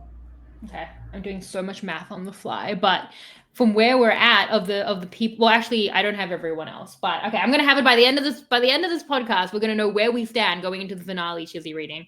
Looking at this final 7, it was mostly around Kyle's decision, which I think we have spoken about. So, do you think that Kyle should have taken the shot here at 7, or do you? Because at the point where he doesn't, like, they don't have the numbers at 6 because Shaheen never wanted to flip on Joe and Eva. We know that now through exit interviews. So this was it. This was either we're going to pretty much resign ourselves to going to the end with but undermining a Joe versus we're going to take him out. Do you think that Kyle should have taken it, knowing he could expose himself, knowing that jurors might be upset?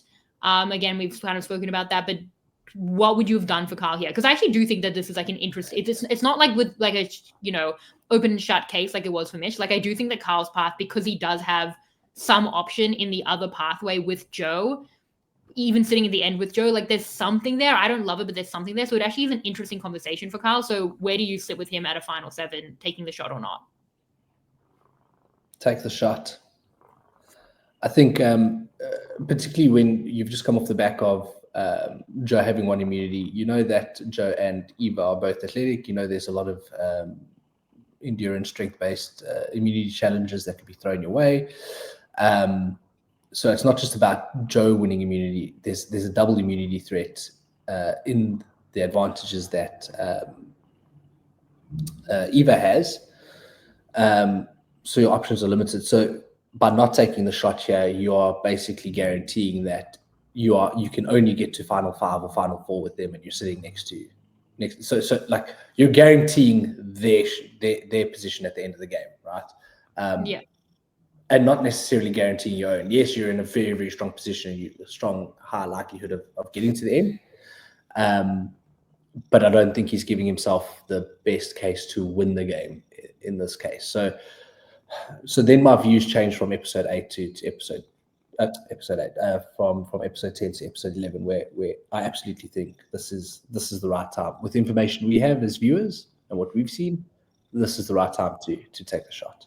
Yeah, I mean, we can talk about it as we look into next week and like everyone's jury chances. But I think with Joe, people like Joe, and we've spoken about this even with like recently with Australian Survivor. It's like if people like you, now they will be open to respecting you. If people don't like you, they're not going to vote for you. But if they like you, and even if they like the person next to you more, then we start weighing up likability versus respect, and they might vote for someone they like less. If they respect them more, if they still like you. Like Shaheen was saying, he thought he had better relationships, but Joe, I think, would have so much more respect. And I think that Joe is so likable. And I would vote for a game like Joe's if he can speak to it. Because I think, firstly, he has an amazing story. People love that. He's so likable that Kyle is crying in confessional about ever taking him out. Like everyone does that and doesn't want to vote for him emotionally is such a win for Joe. Like that is a game move from Joe. Maybe it's not on purpose, but it's such a great game skill that he has that it's making Bella purr. Like listen to it.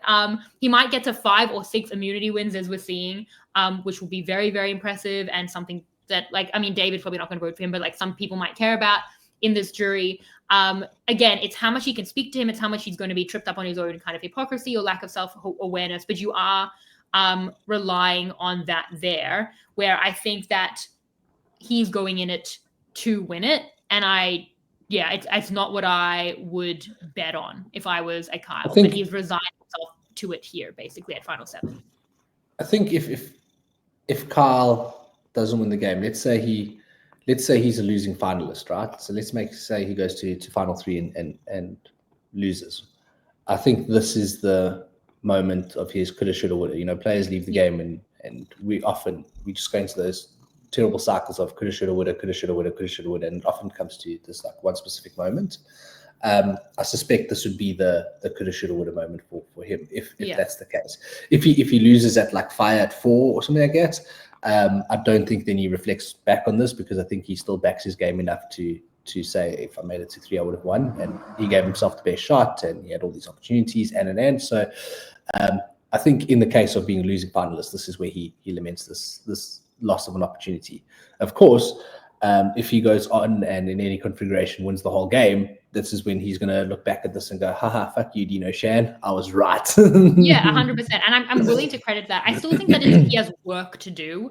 Like, I still think to do that, like but if he's relying on the fact that Joe cannot speak at a final tribal council based on his perception of his lack of awareness and his inability to speak about that and his hypocrisy, like if he's seen that in Joe, that he will trip himself up and he's going to bet on that and then capitalize on that, again, I will credit it when it happens. I think there's still work to do, and I think you're still relying on him tripping up, which I don't love, because that's not necessarily in your control. But maybe the control is, I know he's someone who will do that. I've given him points to trip him up.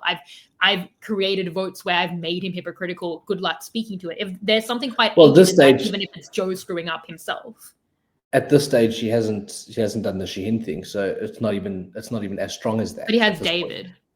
Point. That's the one. It's a moment, yeah. So it's not even like, I mean, he's got. Yeah, it's nothing like super concrete. It's not consistent. Yeah. It's a slip up, but the more consistently you get him to slip up, the stronger your argument. Right? Yeah. And he hasn't yet built in that consistency of slipping up. I agree, and I also think that my concern is firstly how much he doesn't want to do it. Like, that shouldn't be anything, Kyle. Like, for sure, I see the other debates. Like, I certainly see at least talking about, but like, I just can't do it. Like, compelling AF. For sure. Really interesting to see that, especially in the new era. However, not actually the reason to make game decisions. Very, very compelling from a TV perspective that Carl's like crying about it, but certainly not a good reason to not vote out Joe. And I also think my concern is that he's misreading a jury, because the culture of loyalty has been so much there, but it's just not evident individually. And actually, like, the culture on the jury might be completely the opposite, because they've all been voted out and have like gone for the sake of the loyalty and, been on the back foot of that. Like, they might especially want to reject that kind of gameplay and especially reward the person who finally cuts it down, because it's like, if you're Chissy and it took you out of the game, but then someone finally made a move, like, you'd especially want to reward something like that. So I think if anything, you might be completely misreading the culture on that. So that's kind of my concern for where it is for Carl, because I will say, having like rewatched all 4 of these episodes today alone, the amount that people talk about Joe is extreme. And insane. It's the singular Joe. It's not Joe's group. It's not even Joe and Eva. It's just Joe, Joe. And that's the kind of thing that when he gets to the end, it's self-evident, like we all thought he would get to the end. We have to give it to him. We see this with even like a Mike or a Ben. It's like, you should have taken the shot, and now that you haven't, now that he's gotten around that to the point where he's made it through, we have to give him that props, and we have to criticize you for that not having happened. So I think that we see so much of that for Joe in a way that's why I think it's like his to lose here. And I think it's hard to rely on him actually losing it so that like a Kyle could win sitting next to him, or Camilla. Absolutely. Yeah. Sorry, you're going down the Joe path, and I was having a squiz over my notes here. Just after the Kyle considering the flip, at this point, without us knowing whether Kyle's taking the shot or not, just prior to that confessional where he's super conflicted. One of my notes here was, Kyle considering the flip, 20 days as number ones with absolutely no one knowing is absolutely phenomenal between him and Camilla. So he's in a really strong position here. And then to your point that you're just saying that everybody loves Joe is, yeah, I bring up that exact same confessional where he's having a good cry, going like, I don't want to hurt people, man. And like that's twofold. That's one, credit to Joe for building those relationships and taking himself off the table as an emotional guy, because Kyle talks about how emotionally invested he's been in Joe, and how much he shared with Joe. So we can see why Joe has the agency he does, which is great stuff from the editors, because now we're getting insights into, Joe's such an obvious move, make the move. It's not that simple, right? But also what I like about this confessional is I used to, as prior to playing, I'd sit and be like, guys, it's a game. You're playing for $1 million. Make the game move. You've got to do what you want. People understand. Da, da, da, da. And that's my competitive side. But I'm also an empath. I get into the game, and my Lord, does that it kills you, man. It is so much tougher than you can ever imagine. The emotional toll of voting people out that you've built solid relationships with, that you really, truly, actually do love, and it's unreal. And you think like, oh, you've only known them for 20 days, but it's all you've known for 20 days. They've been your safe space. They've been your confidant. You've had zero other distractions in the world. You've built a relationship at a rapid rate, an unreal rate. I mean, it only takes 10 days in a pod in Love is Blind before somebody proposes and they get married, So like 20 days in Survivors, I mean, you can build a friendship for life then by that logic, So I really appreciate that they've told that story of how Joe has ended up in that position of everybody's like father figure and confidant, and how much of an emotional toll it takes on the place. It's disgusting. It is hard, man. Dino, when I was planning my wedding, I got quotes from different vendors, obviously, and then I got a quote from a couple of florists, and I met with this one florist, and she gave me a quote, and she was lovely. And then I got a quote from a different florist who was cheaper, so we had to go with a different florist.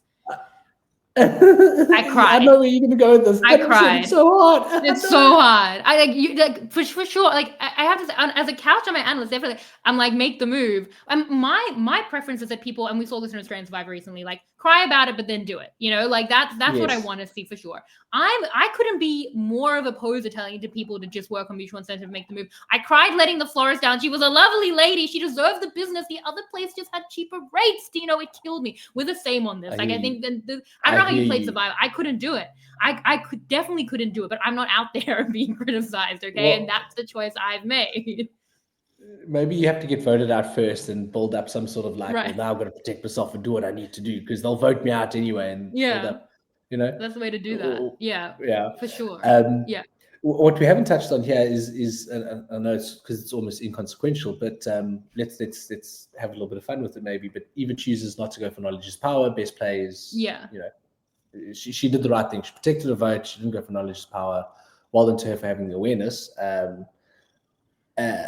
And I think the producers in the back there were dying when that rock draw came and Eva pulls that little fucking purple rock. They must have been kicking themselves and going, can you fucking believe it? Because if Joe or Eva get it, it's the same outcome, right? At this stage of the game. But if literally anybody else gets it, it makes it really gives the shake up that I don't know. The game maybe needs. Not Shaheen. Shaheen wanted to go to the end with them. I don't know about Kyle. Like I think we had a 3 out of 7 chance. It gives Shaheen options, and it gives him temptation, and he's a game player. He studied the game. Yeah. He'd consider it. So that would corrupt slightly. He's corruptible. So I think I don't think he would have been as steadfast. I think he wants to go to the end with him because there's surefire, and he's a debate professor. Like he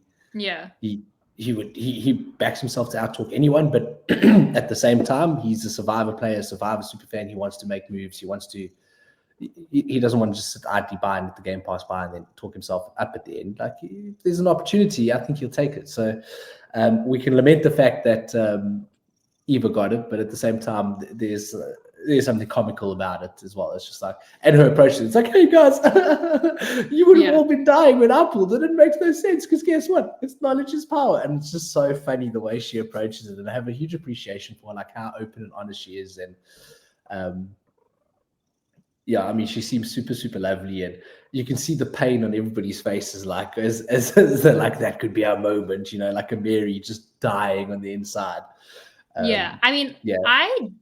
I don't even know if, I mean, Mitch maybe. Who knows with Mitch? I think even with Camilla, like Camilla to be risking her vote at that point when she possibly thinks that Kyle is so important there, and actually losing her vote at 7 might be worse than, you know, if you get knowledge is power, but you don't have the votes, like, what are you going to do there? So maybe she doesn't risk her vote just because the vote is so important. Mary thinks there's nothing. Mary 100% is trying to get knowledge is power. But the crazy thing is, like, if Mary risks her vote, doesn't have a vote, gets knowledge is power, and they all just vote her out with knowledge, well, then she plays the idol. You're right. So then she's fine. So Mary's the one that's the important one. She steals the idol, she plays it. That's the important one.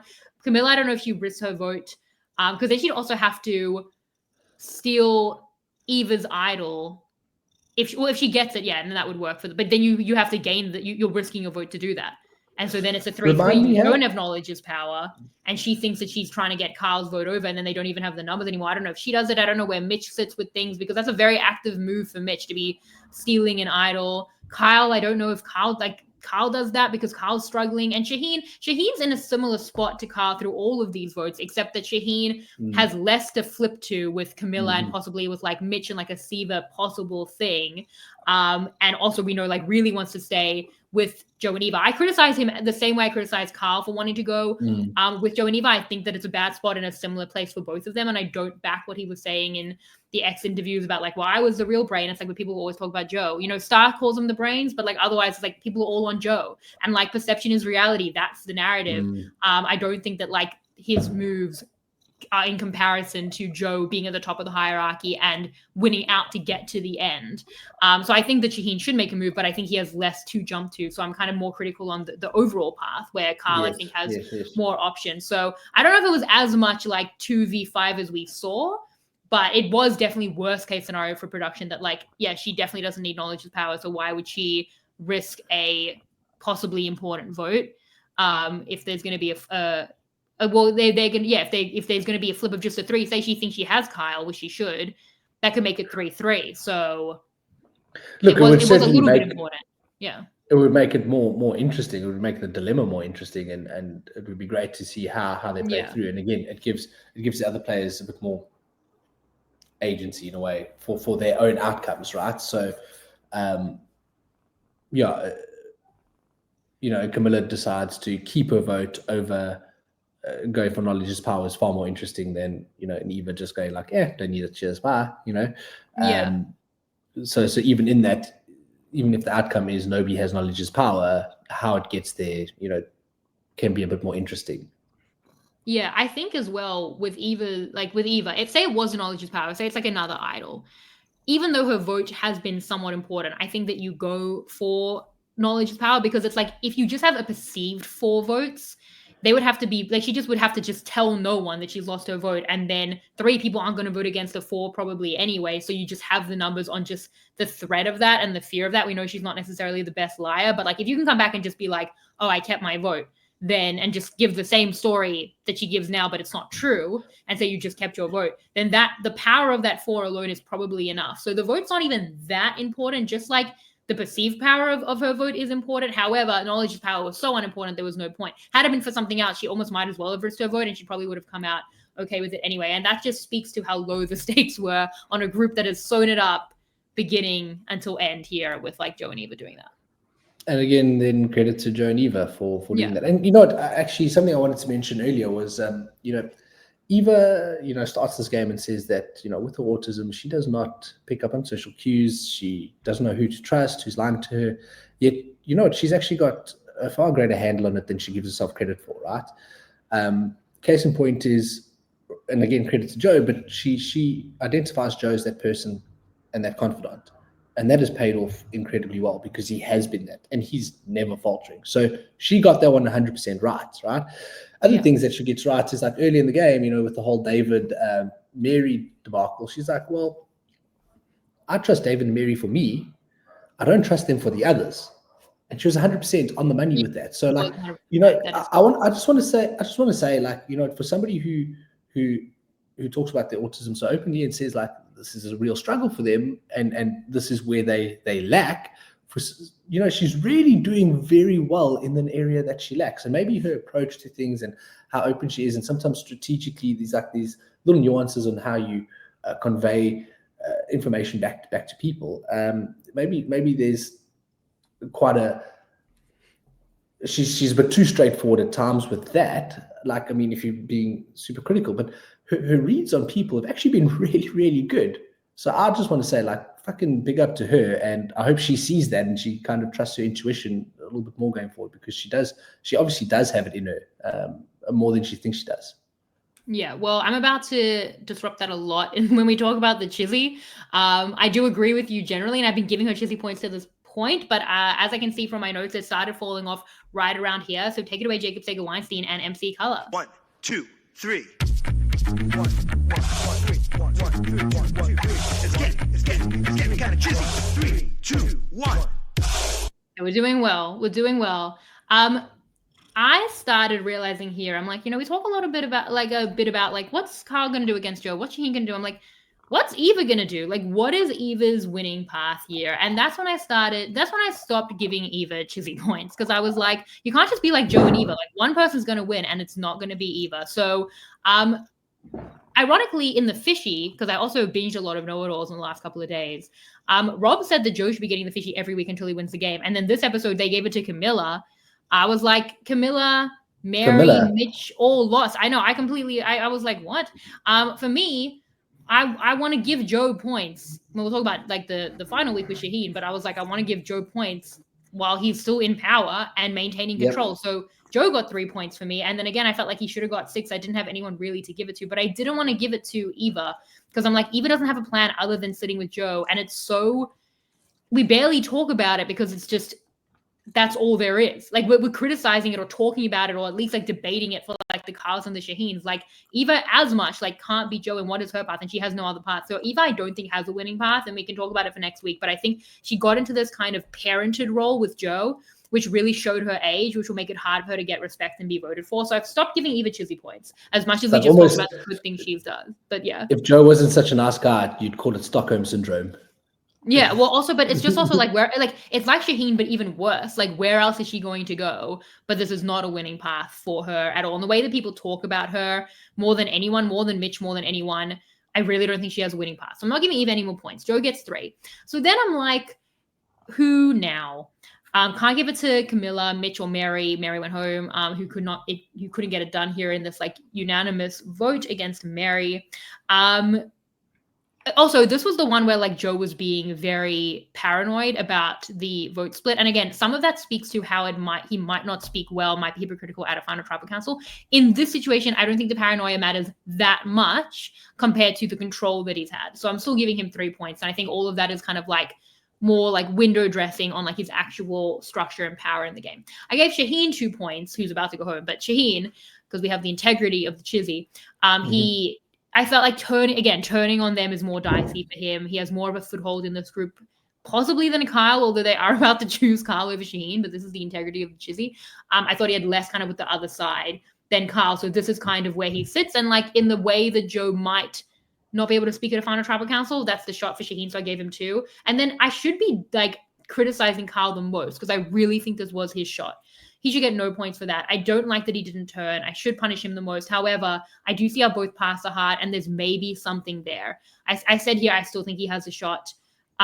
So I gave Kyle 1 point, despite criticizing him for not turning, despite giving him no points at the final 8 where I don't think he should have turned. But it's very, very hard where I feel like, you know, Joe's either got it or he's going to lose the final tribal council. And then at that point that he's going to lose the final tribal council, I feel like I have to start crediting people who might beat him and are in a position to beat him. So those are my points. What were your points for this episode where Mary went home at the final 7?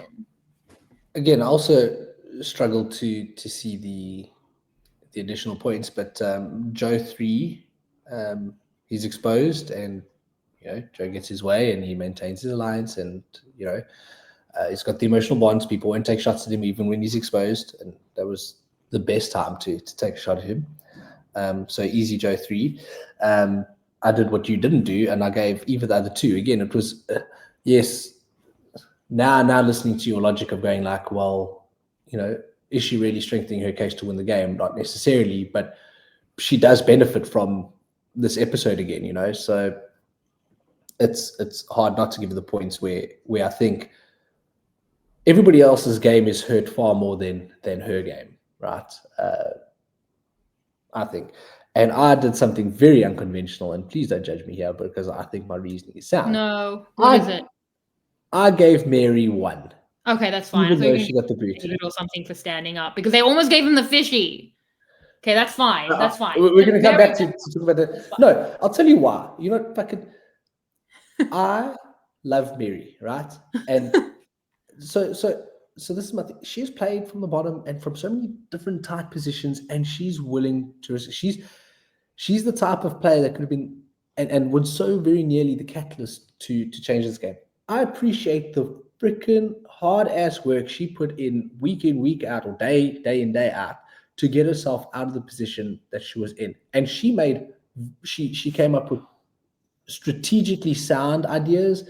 She did her best at executing. Okay, there were times when her approach wasn't as great, but for the most part in these more recent episodes, her pitches were really fucking good and they gained some traction, and you hear like Carl says, she makes a great point, and Camilla's like, oh, she's got a great, she's got these ideas and she's playing fucking hard and not lose. She's trying to put herself in a position where she can actually really get a foothold in the game and give herself an opportunity to get to the end, where if she does tell her story, I'm like, man, I respect how she's gotten there and how she's fucking scrounged her way through and made a plan. So the fact that she's willing to go to rocks the previous episode, the fact that she's here, not just rolling over and accepting her fate and putting in a good shift. I'm like, it's stuff that you did damn well. You did more for your game than other people did for theirs this episode, even though you went home.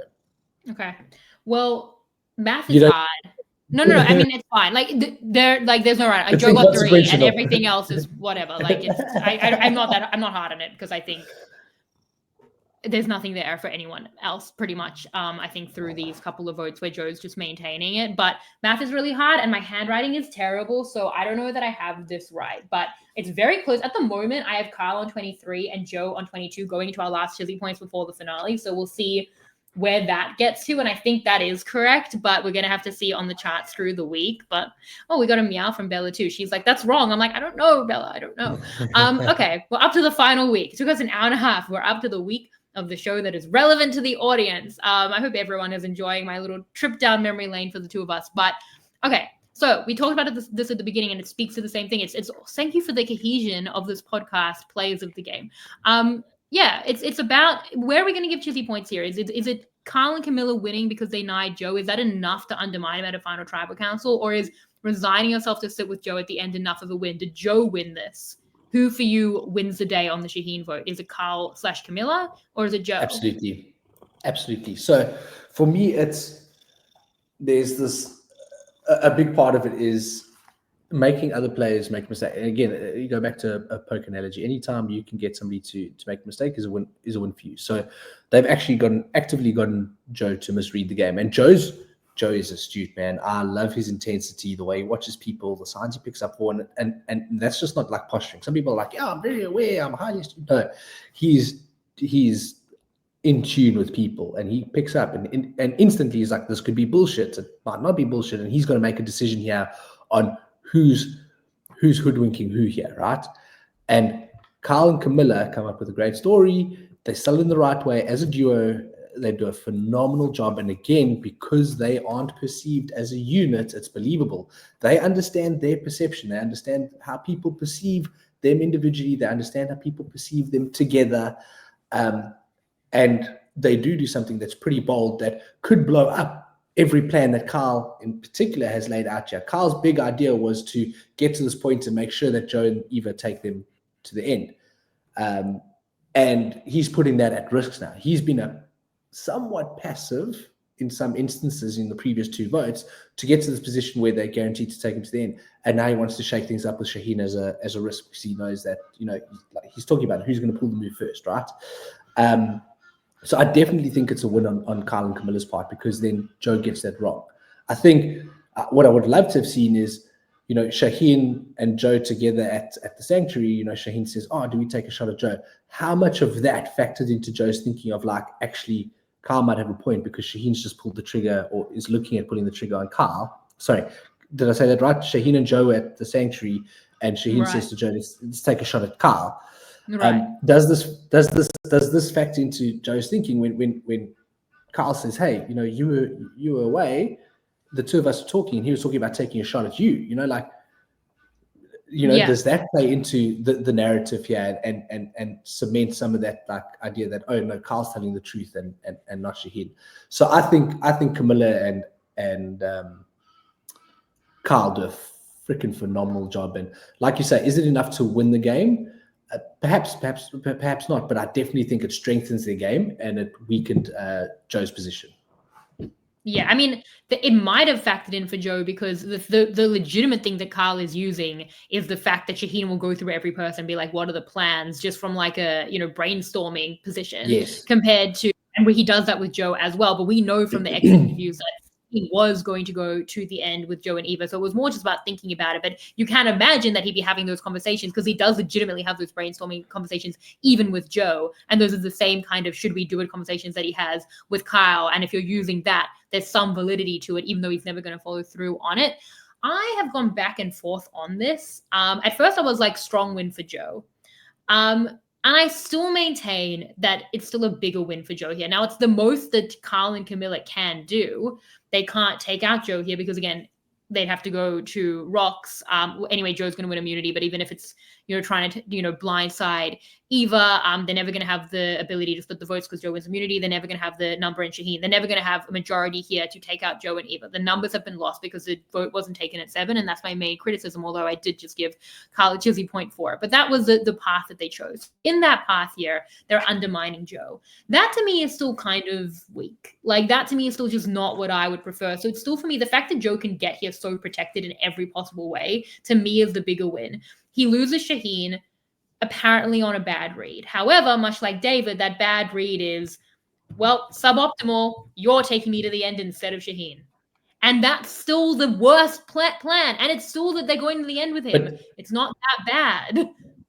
Yes. So overarchingly, that's the narrative. But you're still at least taking chunks out. So we talk about who wins this episode. I mean, if we're talking, when we start thinking about Chissy points and whatnot, I mean, then you can just give Joe Chissy points forever and a day because of earlier work that he's done and stronghold and the advantages they've held and the power they've had in the game. And I'm like, but episode by episode, who's moving that notch up and who's moving the notch down? And I'm like, Kyle and Camilla definitely notching up and Joe notching down. And even though you're saying suboptimally, I still think they're giving themselves a fighting chance to have a good final tribal council and to win the game. I know the edit is telling us a story and Joe's had an absolute stranglehold in this game, but it's not infallible. It's not. No. And like you say, from our perspective, it's not. Maybe it's a bit.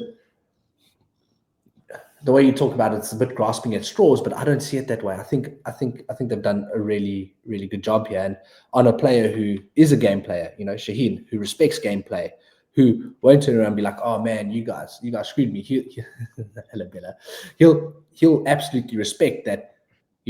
They got Joe, the most loyal guy in the world, to make this mistake and take Shaheen out on a good play. On something that he'll appreciate on a live and idle. I think Shaheen will appreciate something like that. So I definitely think that both Kyle and Camilla strengthen their shot at winning more than weaken it. I don't think it's a shot in the dark. I don't think it's 1 in 6 odds for them. I think going forward to next week, I gave Joe 50%, Kyle 30%, Camilla 20% on game and edit. I think the Joe's slightly higher in the game. I actually think the edit is doing quite well. So wait, you're still giving people 0% chances. You have not learned? You have not learned? No, I learned nothing. Wow. I thought I would stop doing it at a final 2. At a final 3, even though I did give Gabe a 0% chance with you and said I'd never do it again. I think Eva has more in the edit than 0% chance, but I don't think from a game perspective Eva can win. I think Mitch has more in the game, but I don't think from an edit perspective he can win. So I think that Mitch Probably doesn't win if he gets to the end, but they have said that he's something of a threat. I think Mitch is gone next. And I don't think there's an edit there for Mitch to win. They've really painted him as like a bit of a fool. And I don't think they'd give that edit to a winner. So he has 0 on edit. And I think Eva has some in the edit, but 0 on game. So I've given them both 0. So I'm happy to have egg on my face because I love egg. You know what I mean? So I think that's why I've gone to that. So I don't think it's a shot in the dark for both. I think that there's something legitimate there. I wonder if it was just on game, if it's more like 60, 25, 15, but on game and edit, I've gone 50, 30, 20. Because I really think the edit has shown a lot of Kyle's game and a lot of Camilla's game and actually showed holes in Joe's game and gone out of their way to do that. So I think it does give them even more of a shot than actually might even be true, possibly. Yeah. I don't know about those percentages. I guess. Hello, I've now got the doggos joining me as well. So, yeah, I mean, I think going into finale, I mean, if we're talking about odds of winning, I can't in good conscience give a 0. We've seen a number of times throughout the season, people talk about, if you're looking at game and edit, right? Talk about Mitch in a way that if he gets to the end, he's got a great story. He's funny. They had a whole scene about him being funny. Yeah. How lovable and good a human he is. He is a challenge. I mean, he's a huge challenge threat. He's done well in challenges. He's super switched on when it comes to challenges.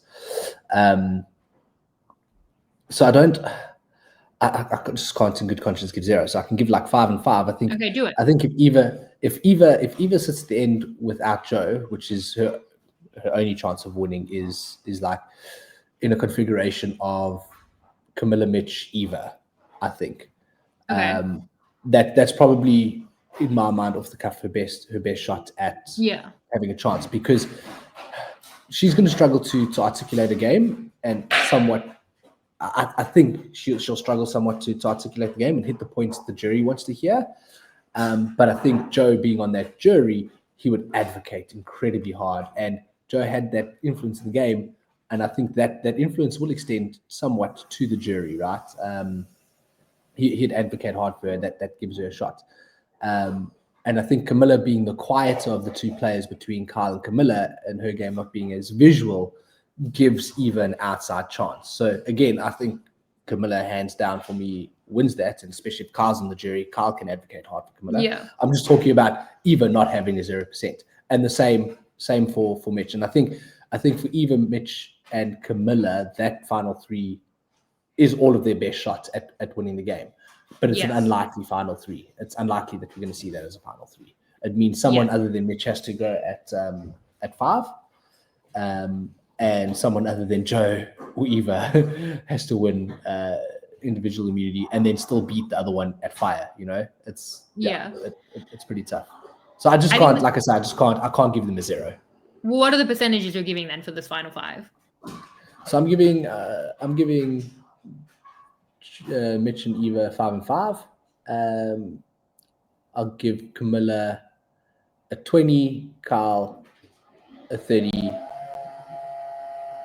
Or maybe I'll give Camilla a 15, a Kyle a 30, and a Joe 45. Mostly because of Joe's edit. I think gameplay wise, I think Kyle is freaking phenomenal as a player. I think Camilla is phenomenal as a player, and I think if you take them individually and put them across 40 different versions of this game with 40 different casts, I think they do exceptionally well across the board. And I think Joe as well, but I think Joe found his season and managed it really, really well. I think there's still a part of me that thinks that the player in Kyle would outplay Joe, across 20, 30, 40 different versions of the show. But we're not talking about that. We're talking about this one. So game and edit in this one, Joe at 45, Kyle at 30, Camilla at 15, the other 2 5 and 5. Yeah, I think that's very fair. And I also think that if this has been Joe's season, and it definitely has been, I mean, Joe, most New Era seasons, like people don't let Joe get to the end, like let alone like, okay, how are we going to be against Joe at the end, being our best possible shot against him? And that's something he would need to find other ways to protect against. The way to protect against it here was super valid for this season, and it worked really well for this season, which was on, I guess, like making people love you. I mean, if that's going to protect in other ways, that would be good for him. But in most other seasons, they do the thing, they get the cheaper florist, even if it makes them cry. And that's not necessarily been this season. So I think Joe has real skills. I just think that other people are more likely, not maybe in other seasons, Kyle and Camilla are more likely to do it. I think maybe other people are more likely to do it. And I also think this culture of the season has been like oppressive to some. Like Kyle might be the kind of person who will always cry about voting out Joe, maybe, but in other seasons it might be like, but within the culture of like, yeah, that's just what we do. If it's more of a lighter, like gamier culture, it might not feel as impossible to them. So I think that the culture, which Joe, to his extreme credit, has helped to create, but I think that culture has really maintained the structure. A lot of that is on Joe, and a lot of that has like pushed down the games of Kyle and Camilla, because I think as well for Kyle and Camilla here, firstly, what they mostly gain here, and I really want to credit, like, I think this is a lot better for Camilla than it is for Kyle, because Camilla just went from 5th to 4th. That in itself is enough. Like, that's a big leapfrog to get to the point where now you're out of, like, now you're into fire. Like, that's massive.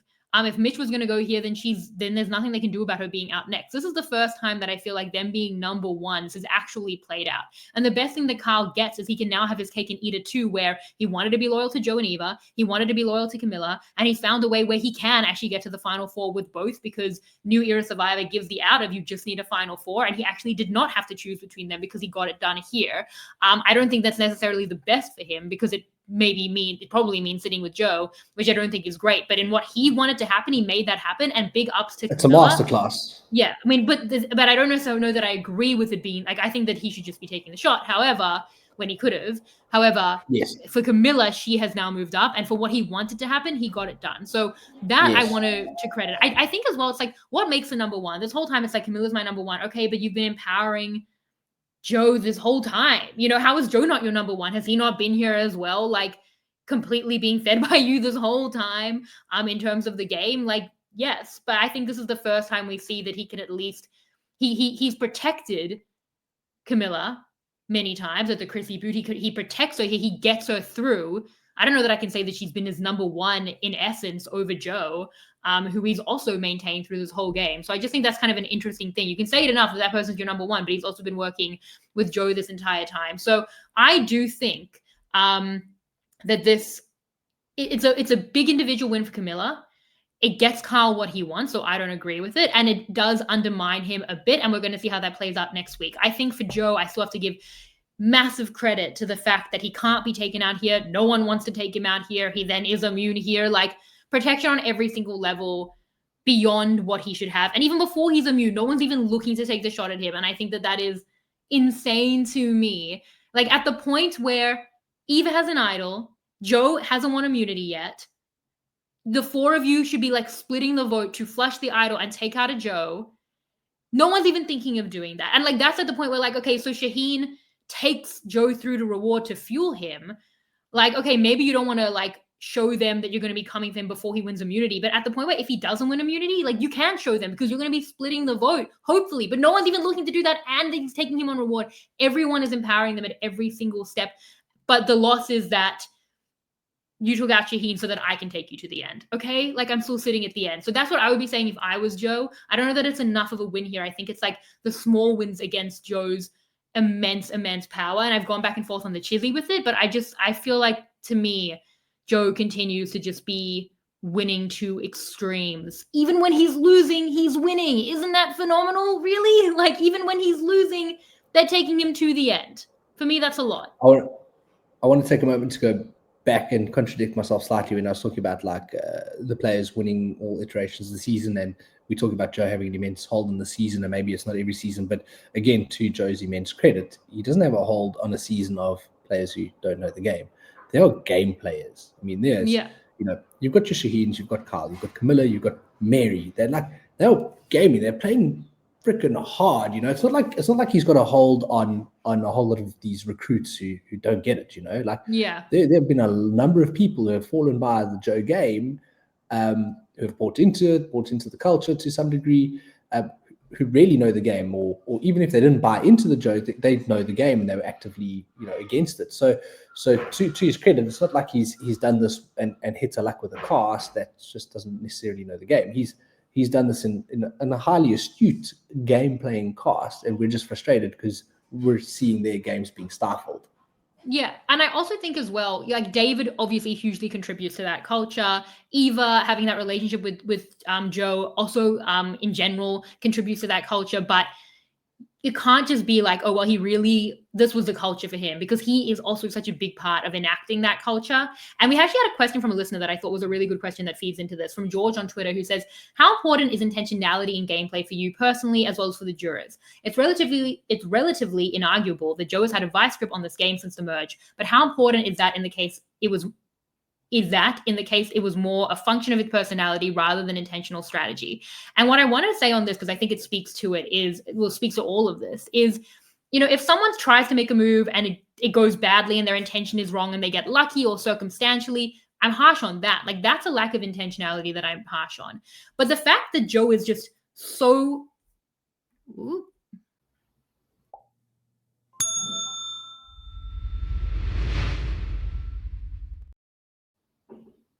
Sorry, slight technical issue. Bella broke the stream. I'm gonna blame Bella. No, I think that with Joe, I think that it's not passive it's not intentional that everyone loves him too much to vote him out, but it's also not passive. Like, being so lovable that people cry about voting you out and then won't do it, even when everyone's screaming at them to do it, is an active skill. That's not just like you try to do something and then unintentionally got lucky. Like, that's not luck or circumstance. Like, that's a real skill in the game. Like, being that likable is pure social capital. When we talk about like social capital and spending it, maybe Joe's thing is he's just had defensive social capital. We're talking about defensive gameplay. It's different to Rachel, but certainly speaking about like Rachel, using some capital defensively in the way that she won last year. Like, for Joe, okay, maybe he's not like actively spending it on these like little moves, like these little purchases, as we see like Shaheen does, or like Carl is. Like, I feel like Carl's kind of spending that money, but Joe's just so wealthy socially.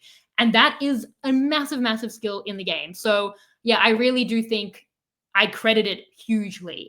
Is Joe in confessional laughing and being like, ha ha ha, I'm evil and everyone loves me so much, but I actually don't like them. Like, this is, an act so that they like me, so that I win and they take me to the end and they vote for me. Like, no, maybe that's like a more like intentional seeming gameplay. But the fact that they just do love him so much, and the fact that they can't vote him out, and the fact that a social game is the material of Survivor, to me, is massively credited, even if he wouldn't speak to it in the way of like, I know that this is what I'm doing, or, it's so planned. It's who he is, but who he is clearly phenomenal in this regard of the game. So I think it is a great question, and the question is, do we value the intentionality, and does jury value intentionality? So I'm going to speak from my standpoint. I've always believed that, if I ever got onto a jury, that to play a good game it's not about a preconceived idea of what a good game is, in the sense of like, oh, I like a player to do X, Y, Z. It's about, for me, understanding the player's understanding of themselves. Like, what do I have in my toolkit, as a player? I've got X, Y, Z as my tools. These are how I use the tools in the game to get to where I am now and to win the game, right? Like, if you are a physical machine and you've got immense social ability, and you're saying, yes, I'm aware, I am physically able, I am very good in challenges, and I knew I'd be good in challenges, and it was a big part of my game. I acknowledge that, I had to keep myself safe and fed and this and that, and it gave me the means to get to where I am. I am good socially. I do value loyalty, and I'm printed that loyalty on the game, and that got to me where I am today through that loyalty. People are going, well, geez, these are your values, these are your skill sets. You read them well, you use them well. Geez, that is intentional. Like you say, you don't have to be maniacal in a confessional, be like, ha ha ha, I'm so evil, I'm an evil genius, so I'm a genius for doing this. You can be doing that. You can just be naturally doing that. It doesn't have to be like this tactic, but you are very much using the skills or the tools in your toolkit. By the same token, like a Camilla who's going, well, geez, I'm not a challenge beast, although a bit of an oversight, didn't credit her for her epic immunity win. I was so stoked. I made a note there. I was like, oh, she lost it. She was so close. Oh, fuck, she did it. Yay. But she's not this like this absolute machine, and she didn't get herself into a position early on where she held all the key relationships, but she's played her part incredibly well. So her social awareness, her ability to be a social comedian to a large degree. You keep the subtitles off her face, which is incredibly hard. So people don't really read what she's really thinking or where she really feels she's at. She's presented very well in terms of presenting to be at the bottom, presenting to have be outside, presenting to not be in with Kyle. She's using her skills very intentionally to get to where she is. And those are the things for me personally. And if I was a juror, I would value. It's like, tell me about, and I've thought about it a lot. Season 8, I used to think like, okay, if I was on the jury and a Santini and a Chappie's got to the end, people go, yeah, who do you vote for? And I'll go like, well, who understood themselves better and who used their skills better? They've got very, very different skills, and I think that's what really set me down this journey about like, I suppose what this question is asking about, what you value. So yeah, I don't want to see the same type of game every season winning it, because I think, oh, this is the type of gameplay that should win the game, and therefore, every season that wins. No, I want to see people who use whatever they have as best they can. And I want to see people who are aware of their shortfalls, like an Eva saying, autism, I lack the social cues, so I found somebody that I could absolutely trust, and that person that I put my trust in was my social radar, and geez, it happens to be Joe. Like, what a move. It's actually like, it's hell of impressive. You've known a weakness of yours, and you've taken your greatest weakness and turned it into a massive asset that's got you here. I'm like, that garners respect. That garners immense respect, because you've mitigated something that you see as a potential downfall in your game. I'm like, that's pretty impressive. So I think it's a really, really, really good question. And yeah, that's just how I see it. The other thing as well is, if it's not intentional, and that comes with a lack of self-awareness, that's a big flaw in the game that will nigh you at a final tribal council. If he falls over himself at final tribal council because he doesn't understand his game and still has the social capital enough to win, that shows an excess of social capital that is extremely well earned. If it dooms him, it's incredibly earned in and of itself. If that's why he loses, it's not just that final tribal council is an important factor in the game that he would be bad at, but it would also be on that lack of awareness, which would be very earned. And again, if Carl and Camilla have seen that and are pushing it as much as possible and are willing to go against it because they back themselves against it and how much they can exploit it, I think that's incredibly earned as well. Like, for me, Joe's game is the best here. I think if I were to go in, not to be like, high on myself here, but the way I feel about Joe's game, if I were to go in there, if I were to like warp into Joe's body for a final tribal council against anyone left in this game and advocate for his game, I think I could win, right? For him. I think based on the game he has, I think that's the winning game. Even if other people do well, I think that he would be starting at the front. Can he do that? I don't know. And that speaks to a lack of self-awareness, and that's where it will doom him. So at the point where it A, doesn't doom him because he knows himself well enough, or B, doesn't doom him because that's how much people like him that it doesn't matter, those things would be very earned. And if it's the reason that he loses, that's incredibly earned as well, because that's very, very important to the game and how you see yourself and in how others see you and how you understand the game and your role in it. All of that is so important. So a moment that comes up for me that kind of raises a concern for him at a final tribal council is David saying, "Hey, Joe, I feel like you went back on your word." And then Joe gets defensive. He's like, "I didn't go back on my word." He wouldn't hear any of the rationale. I'm incapable, blah, blah, blah. And now it might be because the power dynamic is such that Joe knows he's in the driver's seat, so he can have this like defensive, very, very defensive response to being challenged in some way. And then David kind of goes like, no, like, take it back a step. And he actually does well in that moment where he's like, look, take it back a step. Just looking from my perspective, we were kind of going down this path and then things changed. And he's very delicately trying to approach this thing of like, hey, just consider, Joe, that we were going down one way and then we went another way. And that's what it felt like to me. Joe in that moment couldn't for a second go like, hey, listen, I don't feel like I went back on my word, but I can understand why you feel that way. And now that I think of it, I get it, and I'm going to be a bit more aware of that. And he just hard. Now you get to a jury that's a little bit bitter, and you've got like a David there that challenges him. That could potentially derail him and go like, no, I'm not that. I won't hear any of it. And all of a sudden, his focus shifts from all the positive in his game to this like defensive mindset.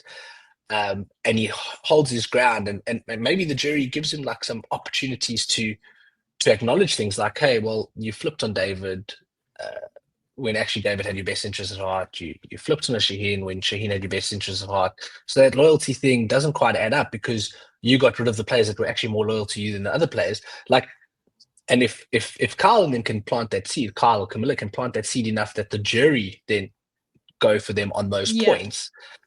How he responds to that, if he responds to it in a similar way to what he responded to David, he's going to be losing votes very quickly, I think, because of that awareness. Will that be the case? I don't necessarily think so. I think he's astute enough to that's not going to be his response. But that was just a moment that raised a little bit of a red flag for a final tribal council and a defensiveness. Do I still think he's going to win? Absolutely. Yes. But yeah, I mean, it was just something I thought I'd mention that raises a bit of that final tribal council, winning it there or losing it there. I completely agree with you. I think that there's, again, a huge credit to the edit that I think we have an interesting final episode coming up where I really think at least all three of them have a strong chance of winning, and I would understand how it all happened. They've given us enough of Kyle and Camilla for sure. They've given us enough of how Joe could win, even with a really dominant game, and those kind of like red flags that I definitely think that one that you pointed out is a really hard one too, because he's going to have to come in and be like, yeah, as the godfather of the season, maybe not exactly like that, but like I had allies with competing interests, and unfortunately like decisions had to be made on that. He can't seem played. It needs to be like, I got to where I wanted to be, which is here, and had to make decisions when my allies kind of weren't getting along with each other, which is kind of the truism of what has happened here. So it's about knowing it. It's about knowing yourself before you go in, because even like Mike Turner heard it from the jury and was like, you know, recognizing it in the moment, but it was too late. Like he did accept it, but it was too late into it. And that is what taught him this like extra knowledge of himself. And he was, to his credit, very open to receiving that, but it was too late. He needs to go into the final tribal council knowing himself and knowing how to speak to it and knowing how to defend against it on the extremely dominant game. Again, I think his game should win. I think it's the best game of the 5 left, but he has to be able to defend it and not be hypocritical, because as a juror, for me, I would vote for Joe's game right now, but if he's going to be hypocritical, that would turn me right off, and then I would not vote for him. 100%. I hate that. Yeah. So you're saying knowing himself, but it's also knowing your jury, right? That's a big thing. Knowing your jury, knowing when they're asking the question, what is it that they're really asking? What do they really want to hear from you? So it's not just knowing yourself, it's knowing them. And I just think back to Nicole Kappa's game now. Nicole Kappa, because again, I see a bit of a likeness in terms of a stronghold of an alliance, and you know, people wanting to take an internal shot but not quite having the moment and missing their moments. And so I see some parallels here. Nicole would have been she got her hands far dirtier, but just on the moral integrity, loyal kind of points, she stuck to that, and she wasn't able to let that narrative go and own that she did the dirty work, right? And I think that's where she might have missed the opportunity to actually win the game from RHAP. I mean, a 6-4 vote against what people regard as like one of the most dominant winners is pretty freaking impressive. She held most of the social capital. She did the dirty work. She made most of those moves. She would have been a phenomenal winner for the season, right? The reason I bring that up is that she wasn't able to waver on her own perception of herself, what she was trying to put out there. And the jury had a perception, and it invalidated their perception. And that's where that's probably where she lost some of those votes or didn't earn more votes. Joe might be in the same position where he's going to be aware of how the jurors see him. And particularly where he's led to the downfall of some of his allies' games, how he responds to that's going to determine whether he picks up those votes or loses them, or retains those votes or loses them. Because I think, like you say, it's absolutely his to lose. He has played. He's had an unconventional new era, a stranglehold on a new era that's very game heavy. So it's been quite linear in terms of seeing an alliance and a route forward, and it's been linear from that perspective in the season. But it's been refreshing in a sense of we haven't seen gameplay like this dominate a game for a very long time, you know? Yeah, I mean, you start off the podcast comparing him to Rob Bentley, and I think that, you know, beyond the Nicole of it all, it's more like the Rob thing, because I think that Joe will get tripped up by some of the jury. I think that there's enough red flags there of how he will answer some of it, and I think it will lose like a jury vote, like a David. However, I don't know that it will lose enough. I think the question of the finale will be, is there enough there that even with those flaws, he still wins? Is the story and the game self-evident enough? Kind of like it was for Rob, where it spoke for itself, even beyond any of the like moralizing, that the game was just so self-evident. And is Joe's game big enough and impressive enough and enough of a story and well-liked enough that he can trip up and still win? Is that disparity great enough, or will he trip up enough to lose to another strong competitor next to him like a Kyle or a Camilla, when the jury will be trying to trip him up, where they will be adding to that and know how to do it well? I think that's the question. I think that the story is there for him, but I could see how he could get tripped up, and that is where the game is to be won for like a Kyle or a Camilla who know to exploit that, because their awareness is very good. Like, for every decision they've made, it's been very knowing. Like, even as we criticize Kyle, he's having all the debates that we are having for him in those moments. You know, he's not like with Shaheen, it's like, I think I could have beaten Joe. And he feels really solid about that. I think that's too much. For Kyle, it's like, maybe if we exploit him and undermine him, I know I need to undermine him. There's a lot of knowing in that. It's not so confident. I think he probably gives himself similar percentages as we do. And I do credit that. So the awareness and the knowledge is there for Camilla and Kyle. They need to exploit, I think, a stronger, bigger game from Joe with the skills that they have on that. But I also wanted to just say as well, just on the old school thing and like the sense of loyalty, because I saw there was a debate online while I was gone around this like old school debate of like, well, I think Dalton Ross put out a tweet and some people were angry at it. He did say specifically in the voting, and now the people were talking about edit and stuff, like he meant in the voting, this is like an old school season. And people were mad about that because they were like, well, no, because people were actually flipping kind of early on in old school Survivor. When people made moves in old school Survivor, it was very innovative, whereas here they should know to make moves.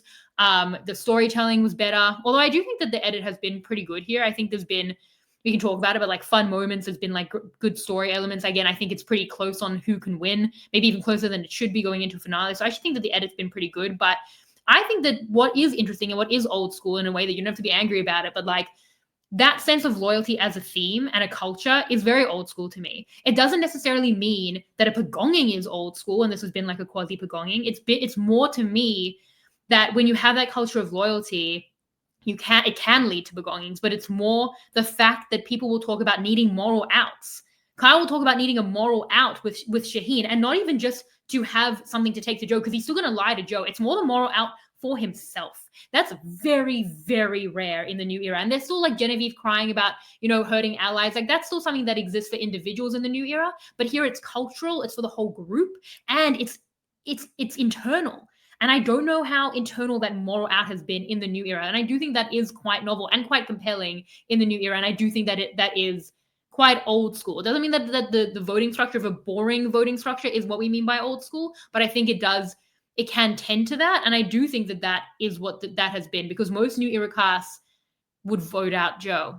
They you know, and they wouldn't be necessarily crying as much about it. And certainly not like, you know, many of them. And certainly not in a way that it's kind of decided the structure of the game, I think. And it's quite interesting. I mean, you raised that point, and David actually had a tribal council kind of raises that. He's like, "Yo, you know, we always get used as meat shields and blah blah blah. Let's change that." So, like you say, historically, Joe would have been taken out a little bit earlier, and even David identifies that as like, well, we can change that, and it has absolutely changed. And again, like you said, it comes down to the culture that the player sets, and that's the viewers might not always be excited by the precedent, but there's another culture that gets set as well. So there's the in-game culture, and then there's the jury culture, right? And I'm just trying to piece together what is the jury culture, because at the moment, I mean, it's particularly like Dave's face, very bitter. Right, you're seeing quite, but Cedric's still got quite a friendly demeanor on his face. He's got the same demeanor as Cedric, and I think he's going to award it to the player he thinks has played the best game. No emotionality to it, right? Chissy, I think will award it to somebody who she feels was the most disruptive to the status quo. You know, I get that sense from her. David and Mary, I don't know. I think Mary would award it to whoever she feels just played the best game. Skillful. David, obviously very, very emotional. Did we unpack what the standing at the in tribal council was? Well, I wanted to talk about that because firstly, I think like in terms of like taking out Joe, what I don't mean like necessarily how David sees it as like they would take out Joe, the big strong guy. I mean Joe is like the leading threat. And that in the new era has been a range of, you know, that's been Shan, that's been Omar, that's been Jesse, that's, you know, etc. And I think that person usually goes in the new era, you know, demographically it's quite diverse. The But yeah. leading threat generally also comes with somebody who's made like this very public, very big move. You know, it's generally tied to something of like, oh, they're sociable, they're likable, this, and they've got this on their resume. Has Joe got a singular, which he doesn't, and that's again credits to his game and how much win equity he's mustered up without actually having this big move. And Well, it's quite interesting that we haven't heard like too much about build a resume, build a resume, build a resume. yeah. Because Joe's the move, you know, like the move would have been like Carl taking out Joe at the final 7. Like Joe's big move is the fact that no one's made a move on him, which I think is incredibly impressive. So I do think that like it's taking out the person who is in the pound seat to win, which is Joe in this case, which has been a variety of people over the new era. And again, most people will do it, and it feels like that is not going to happen for Joe here, and that's really unique. What was the question you asked before? Oh, David standing up. I do think it's important as well not to fall into like the most vocal juror from the jury bench. Like obviously David's making that face and he's got like a wide range of singlet shirts and he's standing up, and it's very easy to be like Carl, like, oh, well, the jury won't reward what I want to do because David won't reward it. He's still just one jury vote. Like he can stand up all he wants, but it's still the same amount of jury votes as everyone else. And I think that I don't want Carl to get into like, well, Joe won't win because David's mad. Like, yeah, David alone is mad, but he's still just one vote. He could be the one vote that Joe doesn't get. And that's not going to necessarily sway the whole jury, especially because, like, is this jury even listening to David? I feel like they're like, shut up, David. So I don't even know that he's a juror. I don't even think Mary and David would vote the same way. I think Mary would be like, fucking, I'll happily vote for Joe because, you know, I was trying to muster up votes against the guy and there were opportunities to take shots and people just were too shit scared. So it's like, not even mad that Joe got rid of me and they told me ages ago that I was at the bottom, and not even mad about all these things, and he laid all these things on the plate and we still couldn't do anything about it. So well, credit to him. Whereas like David's like, you loyal, you no loyal, bad man. You know, like no shame. I'm oversimplifying it. David's not like that. Shame. So don't be but he is representing a style of culture of the season and of the jury that I think may be overrepresented. Listen to me, I haven't podcasted for a few weeks. Compared to how the other jurors feel, and I don't want Carl to be falling into that trap. Maybe he will. A couple of things here. Firstly, in terms of how the jury looks, like let's get to that first. We can talk about some of these other moments like David standing up. We haven't even got to the final Chissy. We're doing well though. I feel like so Joe needs to win and he can lose it for himself. Then I think Kyle has the most jury pool just on the fact that he's seen probably really dominant, just like in the standings. I think Camilla has less than Kyle, but I do wonder if Camilla has like the Sandra aspect that I think I saw spoken about a little bit on Twitter, where she can be like, I was telling you to flip and it wasn't my fault. And to her credit, it was not her fault. If she's sitting there with Joe, it's not her fault that Joe is there. Like it wasn't Sandra's fault that Russell was there. I do think that the concern is that Joe is the not side-by-side comparison is the side-by-side comparison is, well, who's a better player? Well, Joe had the pool, you didn't, you know. So like if you're comparing you to me, sure, you told me and I didn't do it, that's on us. But if I'm comparing you to Joe, well, Joe had the social pool, you didn't, and therefore, you know, so it's still not the strongest of strong arguments, but she does have a case. I do think that what it is that, okay, if Joe happens to go, I do think there's a small chance, a very, very tiny chance where like, say it's the final 4 of like Kyle, Camilla, Joe, and Eva, and like Kyle wins immunity and takes Camilla. I think that Joe might just not make a fire against Eva. Like, I think there's a tiny chance that he like gives up his game for Eva and then like Kyle or Camilla win based on that. Tiny chance. Secondly, because he said in the first episode, can you imagine? He said he'd give up his game for Eva. So I don't know that he's going to like sit there making a fire against Eva, but I think that's a small chance. Just wanted to put it out there. No, I think that the issue is for Camilla is that if they take out Joe, then her argument of I was trying to take out Joe loses weight, and then it becomes about who took out Joe, like who beat Joe at fire, the fireman. That would become very important. If she's sitting there with Joe, then it does become like, I told you to take him out. They will still want to vote for Joe, I think, because Joe's likable and Russell wasn't. However, if Joe starts screwing up and people don't want to vote for him because he's becoming a huge hypocrite, I do think that her argument of that, of like, it's not my fault that Joe is here, is an alternative to that if Joe starts screwing up. So I just want to say that for Camilla, because Camilla especially has like, it wasn't her fault. It was Carl's fault. It was Shaheen's fault. It was Mitch's fault, but it wasn't Camilla's fault. It was Eva's fault, but it wasn't Camilla's. And I think that she can speak to that if Joe becomes a less salient option for the jury. Yeah, I mean, that's kind of what I have on the jury. Do we want to talk about some of these? Do you have any more on that? Because I have we have a couple of fun moments, like David standing up, Stars RHAP, got fun betrayal. By the way, got fun betrayal in that challenge. Best moment of the season. Quite fun was betrayal. that That was was quite funny. incredible. That was because what? That's gonna probably Outside be the the winner box. of the season. And he said it was his whole chest. Now I never have, not eaten for weeks. I don't want, but like he really said it was got fun. Well, I got just fun want to betrayal. Really. betrayal. So I just want to just you talk about haven't eaten for weeks, blah blah blah. It's such a good point, and again from an audience perspective, I'd love to remind Carl the other night in Tribal, his train of thoughts. He's like speaking. He goes, and you can see the fog sitting. He's like, Chef, what was the question? And you're like, I'm like so freaking relatable. That happens way more than edits ever show, and it happens to everyone. If you ask any survivor castaway who's probably spent more than 5 or 6 days, barring maybe the Aussie survivors who get rice and beans, For 40 starvation. days, come on. No. But that's why I said 5 or 6 days and then that, because they like 15, 16 onwards for them. But like the Americans, they're getting absolutely nothing. So their rates of deprivation, and I bring this up every time, like garners respect. Like I know it's a shorter format game and people aren't like enamored by the whole not 39 days thing anymore, but the fact that they get absolutely nothing is unreal, and I empathize deeply. But that brain fog is so real. And now you do go into a final the way tribal you council. said got fun betrayal. No, He really and he was confident, man. I admire the confidence. But you know what? Good for that him was the for best. having a crack at it. And it was tight. Only you, Dino, could be so positive about got fun betrayal, because to be fair, can I just say I had the way I experienced it, because I was behind. I had seen got fun betrayal on Twitter, but I assumed that it was just like the back was spelt wrong, and it was just funny that there's no fun betrayal, but the back was spelt wrong. I didn't realize he intentionally was trying to. Oh, poor Joe. Got fun betrayal is an all-time. It's like, I'm sure you saw that Instagram video going around that's done quite well with the players trying to write players' names down. Yeah, I've seen that. It's quite funny, and I was just like, well, that was the got fun betrayal was just a precursor for how they're all going to butcher Shaheen's name. Yeah, he did Shahed, which is honestly better than got fun betrayal. Yeah, well, marginally. Anyway, no, there are so many layers to got fun betrayal, because firstly, got fun betrayal is not a sentence. It doesn't make any sense. To be fair to him, maybe he thought it was meta. And he was like, well, fun and betrayal being spelled a little bit differently is a fun way. And now all of a sudden, I've got fun betrayal here. I've got fun betrayal. Way to spell betrayal. Got fun betrayal is not a sentence. That's not how you spell betrayal. And that's not and even if got fun betrayal was a sentence and that was the correct spelling of betrayal, that would never be the solution to the question.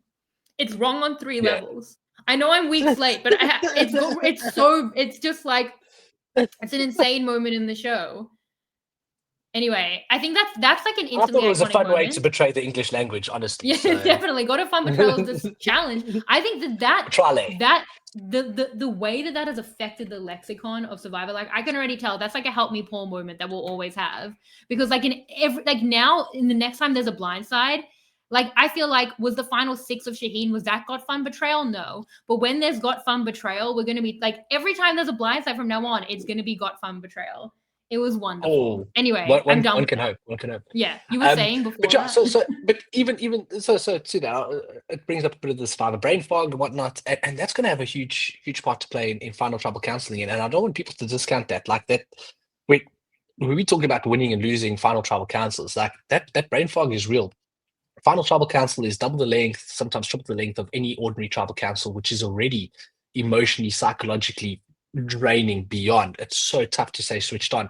And now when you're just one of 2 people, like when you're in a group in tribal councils, like your tribe of 8, you can have these moments, you can kind of switch off and a question gets directed to somebody else and you're going to be listening, you're going to be in tune. Okay, yes, you're going to be like as focused as possible, but when you're one of 2 or one of 3 people and everything's being fired at you and with emotional intensity, and the people on the other side have had time to debrief and come to terms with the game, get closure or not have closure, or stew, and they've eaten, they've partied, and they might be nursing a hangover, to be quite honest, in which case a lot of juries are nursing hangovers. Like that's the truth, right? And you're here and you're on absolute fumes, and all of that's being directed at you for like 3 hours. It is so easy to slip into the brain fog. That adrenaline that you go into that final trouble with can only carry you so far, and that brain fog sets in. So Yeah, I mean, if Kyle's struggling with a brain fog in an ordinary tribal, and Joe's losing his grip on the English language, it will be interesting to see how that's handled in a final tribal as well. It certainly has an impact. It's not that simple. Like we can reason from the comfort of a couch while smashing a tub of popcorn and all things that they're wishing they had. But in the game, it's so much harder to see, and I just want to acknowledge that again. Yeah, if I were David, you know what? I would stand up there and say to Joe immediately. I'd literally stand up like he's been, and I'd be like, Joe, got fun betrayal. He wasn't there for that. He wouldn't have seen that. He wouldn't have known. Hopefully they tell him. Hopefully they tell him what happened. A bit of speculation here, and I don't know if I'm jumping the gun here, right? So if we look at next time on Survivor, and you've seen the promo that's come out for the finale episode. I don't think I have. I try to watch everything. I watched 8 exit interviews in the last day and a half, so I'm trying my best. Yeah. So next time on Survivor brings up a moment that I think is like pertinent, and it was definitely a thought of mine that I was having during this episode, which was Kyle and Camilla cannot sit together at the end if one of them is to win. And you see Camilla going, Kyle, we can't sit together at the end. Kyle can. Okay, cool. To an extent, no. Kyle can. He can, but I think his win equity reduces. So if it's a Joe, Kyle, I would Camilla, rather sit with Camilla than Joe if I were Kyle. Yes, but if it's Kyle, Joe, Camilla, done. If it's Kyle, Joe, Mitch, Kyle, Joe, Eva, I think Kyle win equity is higher in a Kyle, Joe, Eva than a Kyle, Joe, Camilla. Yes. Naturally, but they're his 2 biggest threats to win. To be fair, he should sit with none of them. Like, then he'll win the game. If he sits with Eva and Mitch, he's won the game. Like, I think that he should not sit with Joe, and then secondly, he should not sit with Camilla. But Camilla, I think, would lose to Kyle. I think that she would look like to be a second to Kyle, especially because people in the X interviews are like, I knew that they were working together, and it's like, why is the relationship so secret? Like, she takes her for a reward. Like, there's enough. They anyway idled out Thomas at the beginning of the game. How secret has this relationship been? So I don't even know how much. I think that might be a little played up in the edit, because it's like they have a secret relationship that, again, has purely worked defensively to this point. And that was maybe what it intended to do, but it's not powerful enough to me to be the smoking gun. So I just think Kyle has more than Camilla generally. Yes. Yeah. And the edit has shown that, right? Or the edit. Yeah. And earlier you were saying that it's shown enough for either of the 3 of them to win. But I think if Camilla wins, then the edit has done Camilla dirty, because I think she's a phenomenal player, and it's probably understated how well she's played from the position she's in, or how well she's played the role that she's played, right? We have gotten a lot of content though of her, her luckily doing well. Yeah. I mean, she's got more positive content than Erica did in Erica's winning season. So it's like low bar. Yeah. Exactly. I mean, what I was going to say about the promo video, edit this out. It does have what seems to be a spoiler on who wins the immunity at Final 5. Unfortunately, oh my God! Don't say. No mention. Okay, cool. No. So it does impact how I think about the Final 5. Unfortunately, you can't unsee what Survivor and CBS puts out there, right? Oh my God! Don't say. Okay. Haven't said anything. That's crazy. Not saying anything. Oh my God, I'm so glad I didn't see that. Was that in the next time on, or was it in a separate? It wasn't in the next time on. It was on the promo. But to be fair, it could also be a confessional of a previous immunity winner. So okay, well that already narrows it down. Let's just forget this ever happened. Right. Well. Anyway. Okay. To be fair, 4 of the 5 have won immunity, so we could have taken it from any point. So we'll see. I mean, what are reach the end and combinations, right? For final 3 here. Okay, let's talk about this. Let's start it this way. In what way forward does Joe not make Final Tribal Council? And for me, it's the only way is that he sails through to 4, because they want to vote out Mitch. Doesn't sail through. They all want to vote out Mitch. So Eva, Joe. Okay, Mitch wins Final 5 immunity, and then Camilla, and then Camilla, Kyle, and Mitch vote out Joe because Eva's going to be immune. Because Eva plays the idol for herself. Yeah. And they've got. Otherwise, they're all looking to vote out Mitch. So. And they can sell the dream of the 4 of not needing to play it on anyone, and Eva just plays it out of just needing because she's going to play it on herself, right? Exactly. So That would be huge. And then that takes an Eva, Kyle, Camilla, Mitch final four. That would make the game very interesting. Holy shit, because now what do you do? What do you do as a... And then I think whoever of Kyle or Camilla get through to the final three without each other, or if it's Kyle and Camilla together, Kyle wins or Kyle and Camilla win. I think that they should be looking to do that anyway. I mean, Mitch, if Joe doesn't win immunity, Mitch could be voting for Joe. And if they can do that, then I think that they should be doing that. If like Kyle wins immunity, then I think that the three of them should be doing that. I just don't think that they will, because they haven't been, like that's not how they're talking. They're talking like they want to go to 4 with Joe. If they're still going to vote out Joe now, like this is the thing. If they have taken out Shaheen now to turn on Joe next, then much like what I thought the David move was, then that is the move, then now we've weakened him to take a shot. I just think that it's likely he wins immunity. They have an idol. If Eva wins immunity, she said she'd play it on Joe. But yeah, that would be like, okay, finally, like the Kyle and Camilla thing has worked. And that's like been like the kicker. So there is a possibility there to take him out at 5 that I haven't even really been considering. But if there's something there, I think it's very strong. And then I think Kyle or Camilla win, largely Kyle. In the likely scenario, Joe cruises through to 4 in the likely scenario, it's the fun, yeah, Mitch, without Mitch. Yeah. Without Mitch, right? You're Kyle, you win immunity. Do you put Joe to fire against Camilla? Yeah, I think so.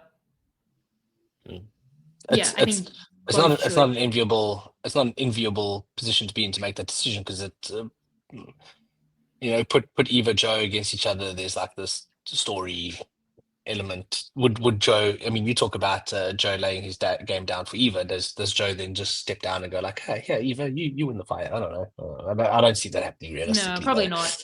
I think as well, you also can't put yourself in fire against Joe, as much as that's like such a big player to take out, because Joe's so likely to win fire as a fireman, who we know have like no, but he puts fires out. He doesn't start fires. We've had this discussion many times. Like, firefighters seem to be great at fire making, so there's something they must have to teach you how to make a fire to put it out. It must be part of the fireman. They're going to keep themselves in the jobs, on a quiet day out. Yeah. Like, oh, geez, I might face an employment here. Let me just commit a bit of arson here. Okay, we're not accusing Joe of starting fires that he can put out, but no, he will defend that very hard. If I even they even talk about it on the show. They're like Joe is a firefighter. We can't go against him in fire making. So they seem to know it as well.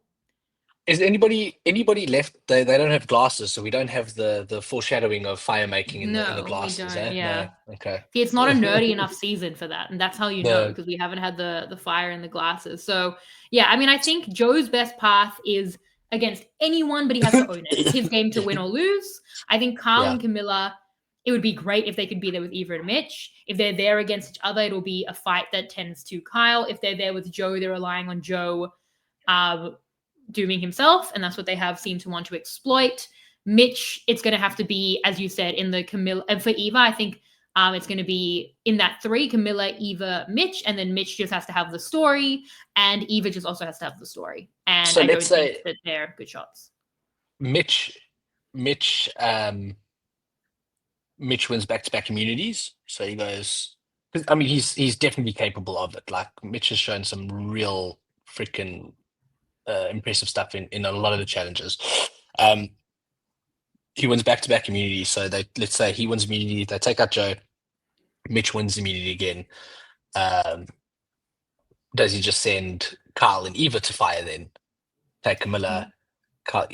What is Mitch's best chance of increasing some sort of win equity for him? Yeah. Mitch being in the worst spot to win should win immunity and take out Joe, and then win immunity and like put himself into fire against Kyle. I think when you're in the bottom like this, we talk about this like for Owen, and we're talking about this final 3 without Joe and with Kyle. Kind of like, the Cassidy, Gabler, Owen final 3, but it's not as much. I think like that's kind of unfair to Camilla. But if that's going to be the final 3 there and Mitch needs to win it, win 2 challenges and fire, like sure. But then again, like he's a completely different human being. But like, 100% I do think. And like if, what is Eva's? I don't know what Eva's is, because I think that turning on Joe would be so, like, to really make a move against Joe would be so inconsistent. But then sitting with Joe is not good. And then also being like, Joe passively losing without her and her being passive in that also looks terrible. So I don't know where Eva That's her is. best chance. The losing Joe passively is her best chance. And then Joe advocates for her, and then hopefully like Shaheen just likes her enough, and David likes her enough and isn't mad about it. And Mary has a relationship with her, possibly, but then like Star's not going to be happy with her after giving her the idol and her just voting Star out. You know, I don't know that she has the relationships. I think for Mitch as well. Am I being too that harsh didn't come on up Mitch? more in the Star episode. That comment didn't come out even from Star side, where it's like, geez, you know, here they're coming for me, and I gave her an idol. Or there's not even this like, oh, don't worry, Star, we're going for Mary, you know, to try and placate Star into not playing a shot in the dark. I'm like, listen, dude, you gave me a freaking idol. I can't do this to you. But at the same time, it's like, you won't play that because now you're going to burn them, put them on remind them that you gave them an idol, and then put them on the jury anyway. So, but I was surprised that like there wasn't more of a meal made about like, geez, you know, Star gave Eva an idol, and how does Star not nurture that relationship? Anyway, well, that might be more on Eva just not, you know, letting her get in. And I bet that it comes up. I bet it comes up at a final tribal council. I will say as well for Mitch, at the final 9, Eva says Mitch has the most jury chances for the people on the bottom. So maybe I am being fooled by an edit where Mitch has more than I'm giving him credit for, in which case don't put yourself into fire, but certainly start winning some challenges, certainly take out a Joe. And maybe he would win in a Camilla Eva final 3. If he does that, if he puts himself into fire, let's say he wins back-to-back immunities and he puts himself into fire, I think he actually, because then he shows the social awareness of going like, well, I knew where the threats were. One, the guy that was unbeatable, I beat, and then we took him out at the right time. I hung on, I was like the name on everybody's lips, but I managed to weasel my way through until the time came when we could take the shot, which none of you guys could get right, and I managed to get right. And at 4, I had the social awareness enough to know standings in the game and know that Carl's the biggest winning threat. So, you know, I might not have made all these big moves, but I played with an absolute awareness and intent, and boom, there we go. My odds were low, but this was my best shot, and I went this. You know, like he shows that kind of awareness. I think he can definitely win a few votes over Eva and Camilla. Is that going to happen? I don't necessarily think so, but yeah. we really fan fiction that. But I think even he might not need to put himself in fire. Like maybe it's just you take out Joe and then you just make sure whoever you put into fire with Carl, make sure that Carl's loses. We don't know how people are at fire. I just might not be giving him enough jury credit. I think Camilla and Eva is his shot. That for the 3 of them is probably all of their best shot. And then there's also the very interesting aspect of, where like, does Joe lose this for himself, and then who's the beneficiary of that? I think between Carl and Camilla. But we never did the Chissy for this final episode 12. So should we do that and then wrap this up? Because much like in Final Tribal Council where the brain fog is setting in, I think that might be us at a point. Take it away, Jacob. Am I making less and less sense? No, I am, I think. Anyway, for the 4th time, Jacob Sega Weinstein and MC Color. Take it away. 1, 2, 3. 1, 1, 3. 1, 2, 3. It's getting kind of Chissy. 3, 2, 1. All right, we've talked a lot about the finale, but to go back to this episode, the actual episode that everyone just watched, I really went back and forth. I'm still going back and forth. Give me your points first. And my points, the integrity doesn't need to be there because I've not seen the next episode. Tell me your points, and they're gonna define my points, I think. So I actually did an award immediately after the episode because again we hadn't seen the upcoming episode, and I'm open to the discussion and I thought you'd have some really, really valid points. I'm going to hang on there and say that. But I did not. I know. Say that again. I didn't have valid points, so just go with what you had. No, I'm gonna. You just disagree with me. Just so painful. No, so what you did get me to do was toss up between the Carl Camilla 3 and 2 point scenario in my mind. For me, they absolutely got a win over the Joe camp for sure. They strengthened their position, whereas Joe's was slightly weakened. They forced him into mistake. And even though you think it's inconsequential to the overthing, I think it's impactful enough, right? It opens opportunities. And when you said that Camilla comes out of this winning more than Kyle, I do agree somewhat, but Kyle sets this in motion. Kyle's the one that holds the key information. He's the one to say, like, make the read that this is a viable move on Shaheen, and he comes up with the strategy on how to do it, and then Camilla plays her part. So yes, Camilla is a big winner from this, but Kyle's the one that drives this. So for me, it's usually we go in reverse order, right? But for me, Kyle's a 3, Camilla's a 2. And then Yeah. I can't award. I can't.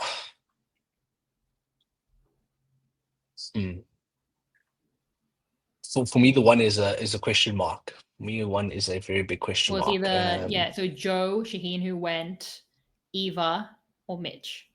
Or Mitch. And who's got immunity at the stage? Sorry, everything's become a Joe. blur. Was it Joe again? Joe's got immunity again, Usually right? Joe. Yeah. Usually Joe. When in doubt, it's Joe. I'm going to struggle to give it to Mitch.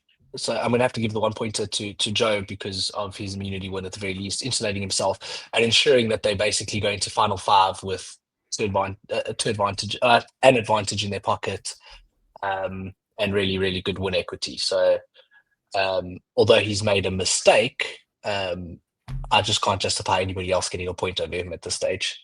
Yes. I was back and forth between Camilla and Joe on the 3. I'll give 1 to Kyle. I'll say that now because I do think, again, like, it was kind of the most he could do, but the game was already decided in a way that I wouldn't have chosen at final 7. So I can only give it the 1. Camilla gets through to the final 4. Joe is ultimately the winner, that he is in the pound position to win. He's gotten himself there, assuming they don't turn on him at 5, which they're not even talking about doing. He's in such a good spot. He gets to 5 with Eva and an idol. Without Shaheen, to me, it's fine. Like, it's not, it's again, suboptimal, and that's still amazing. So I had to choose, and I was really back and forth, and I was coming in here giving Camilla 3, but I think I'm going to give Joe Do it. 3. I'm giving Joe 3. And that puts, because I just think with you giving Kyle 3, I don't know. I mean, that gives all of them 4 for that episode, and that maybe is fair. Like, that actually feels right. Or, yeah. Okay, fine. Camilla's played a great game. She deserves a 3 pointer. I'll give Camilla. Yeah, I'll give. Okay, now the math is really hard. Don't be Shaheen and just feed Joe unnecessarily and give him more fuel Hey, that he doesn't need right now. He's earned it. That's the point. The fact that Shaheen will take him, like, all of that is so impressive. This is like you in the Flora story again. You just can't pick. Give everyone. Yeah, you and Kyle both. You just can't emotionally do that to Joe. You just can't detach. No, I think okay. So that's okay, and that puts us at Kyle's on 27. Oh, I don't know. No, don't look at the tally. Look at the episode. I am looking at the tally because I'm looking at I'm looking at trying to rig it. No, okay, it's fine. No, exactly. I don't know. The integrity of the Chissy. No, I think okay. I'm giving the 3 to Joe. He won for me. I think I have to do it. And that puts him on 26, and then Kyle's on 27, and then Camilla is on, I don't even know, 14? Yeah. And then you're falling into the same trap. You're falling into the same Joe trap as everybody else this season. That's how fucking good he is. Yes, exactly. That's why he gets 3 points from me, because I spent the whole time being like, who cares that you took out Shaheen? You can't take out Joe. His name isn't Shaheen or David. That is Joe. Like, you're not taking. Okay, so I feel good because this is the energy I've had, and this is the right energy. So I 3 points every episode until he wins, right? So until he loses, getting 3 points. I don't know. I think it's right. And that's it. Okay, last question. What did you think of David standing up? 2 hours and 40 minutes into this podcast. I'm not sure. Chris and I looked at each other. We're like, well, "What is he doing? What is he doing?" He's trying to send a message. He's trying to send a message to the players. What message is he sending? Was he standing up out of respect for Mary? Was he just craving attention? I don't know. I think it was respect for Mary. Like, I don't want to be too harsh on it because I think he thought it was like the kind, respectful thing to Mary. It was about her, but like in a very classic David way, it was like, no, you're making it about you. No, it's like so self-important and ridiculous. Like, it's taken away from this whole moment. Like, he wanted it to be like serious and for Mary, but instead it was like ridiculous and for him. Like, it was so unintended, but like not intentionally, but it did kind of sum up that character in a way that was kind of amazing. But okay, I think we did it. I think we recapped 4 weeks of the show. Shaheen is flowers as well would be the saying. So like Star, I was expecting, Star's boot. Star was far more like turn it back, no goodbyes, which surprised me because Star's got this like light-hearted, bubbly personality. And then you see Shaheen absolutely blindsided, devastated. This game means a lot to him, and he does the gameplay thing, respects the game, If you guys don't each give me a hug, I'm going to be really, really mad. The guy's just been voted out. Big ups to him. And I must say that going into this, I was super biased as a Shaheen fan because of his attachment and to Rachel as the 46 alternate. And I had big hopes for him, and yeah, love him as a player, and well done to him for taking it like a player. And yeah, it was a pleasure watching him. So thanks to him for playing a great game and being a part of a good season, and just having such a good respect for the game and the fellow players. I think he's going to make an exceptional juror. See, the jury are gonna respect gameplay, Carl. It's fine.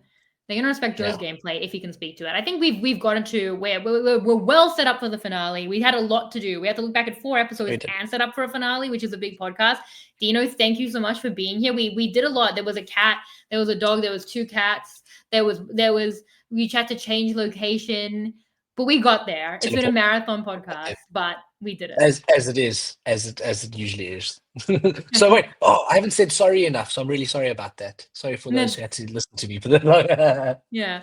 Thank you to those who are here 2 hours and 40 minutes into this podcast, listening to the last month of our thoughts that we have saved up for you. Hope you enjoyed all of that. Dino, where can people find you? Instagram at that guy Dino.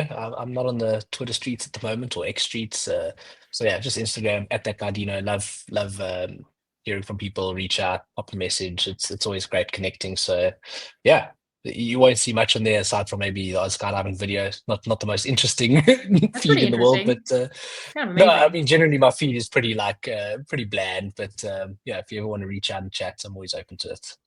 Well, you can find me at Shannon Gates everywhere. I have deep dives. I had a deep dive with Laura.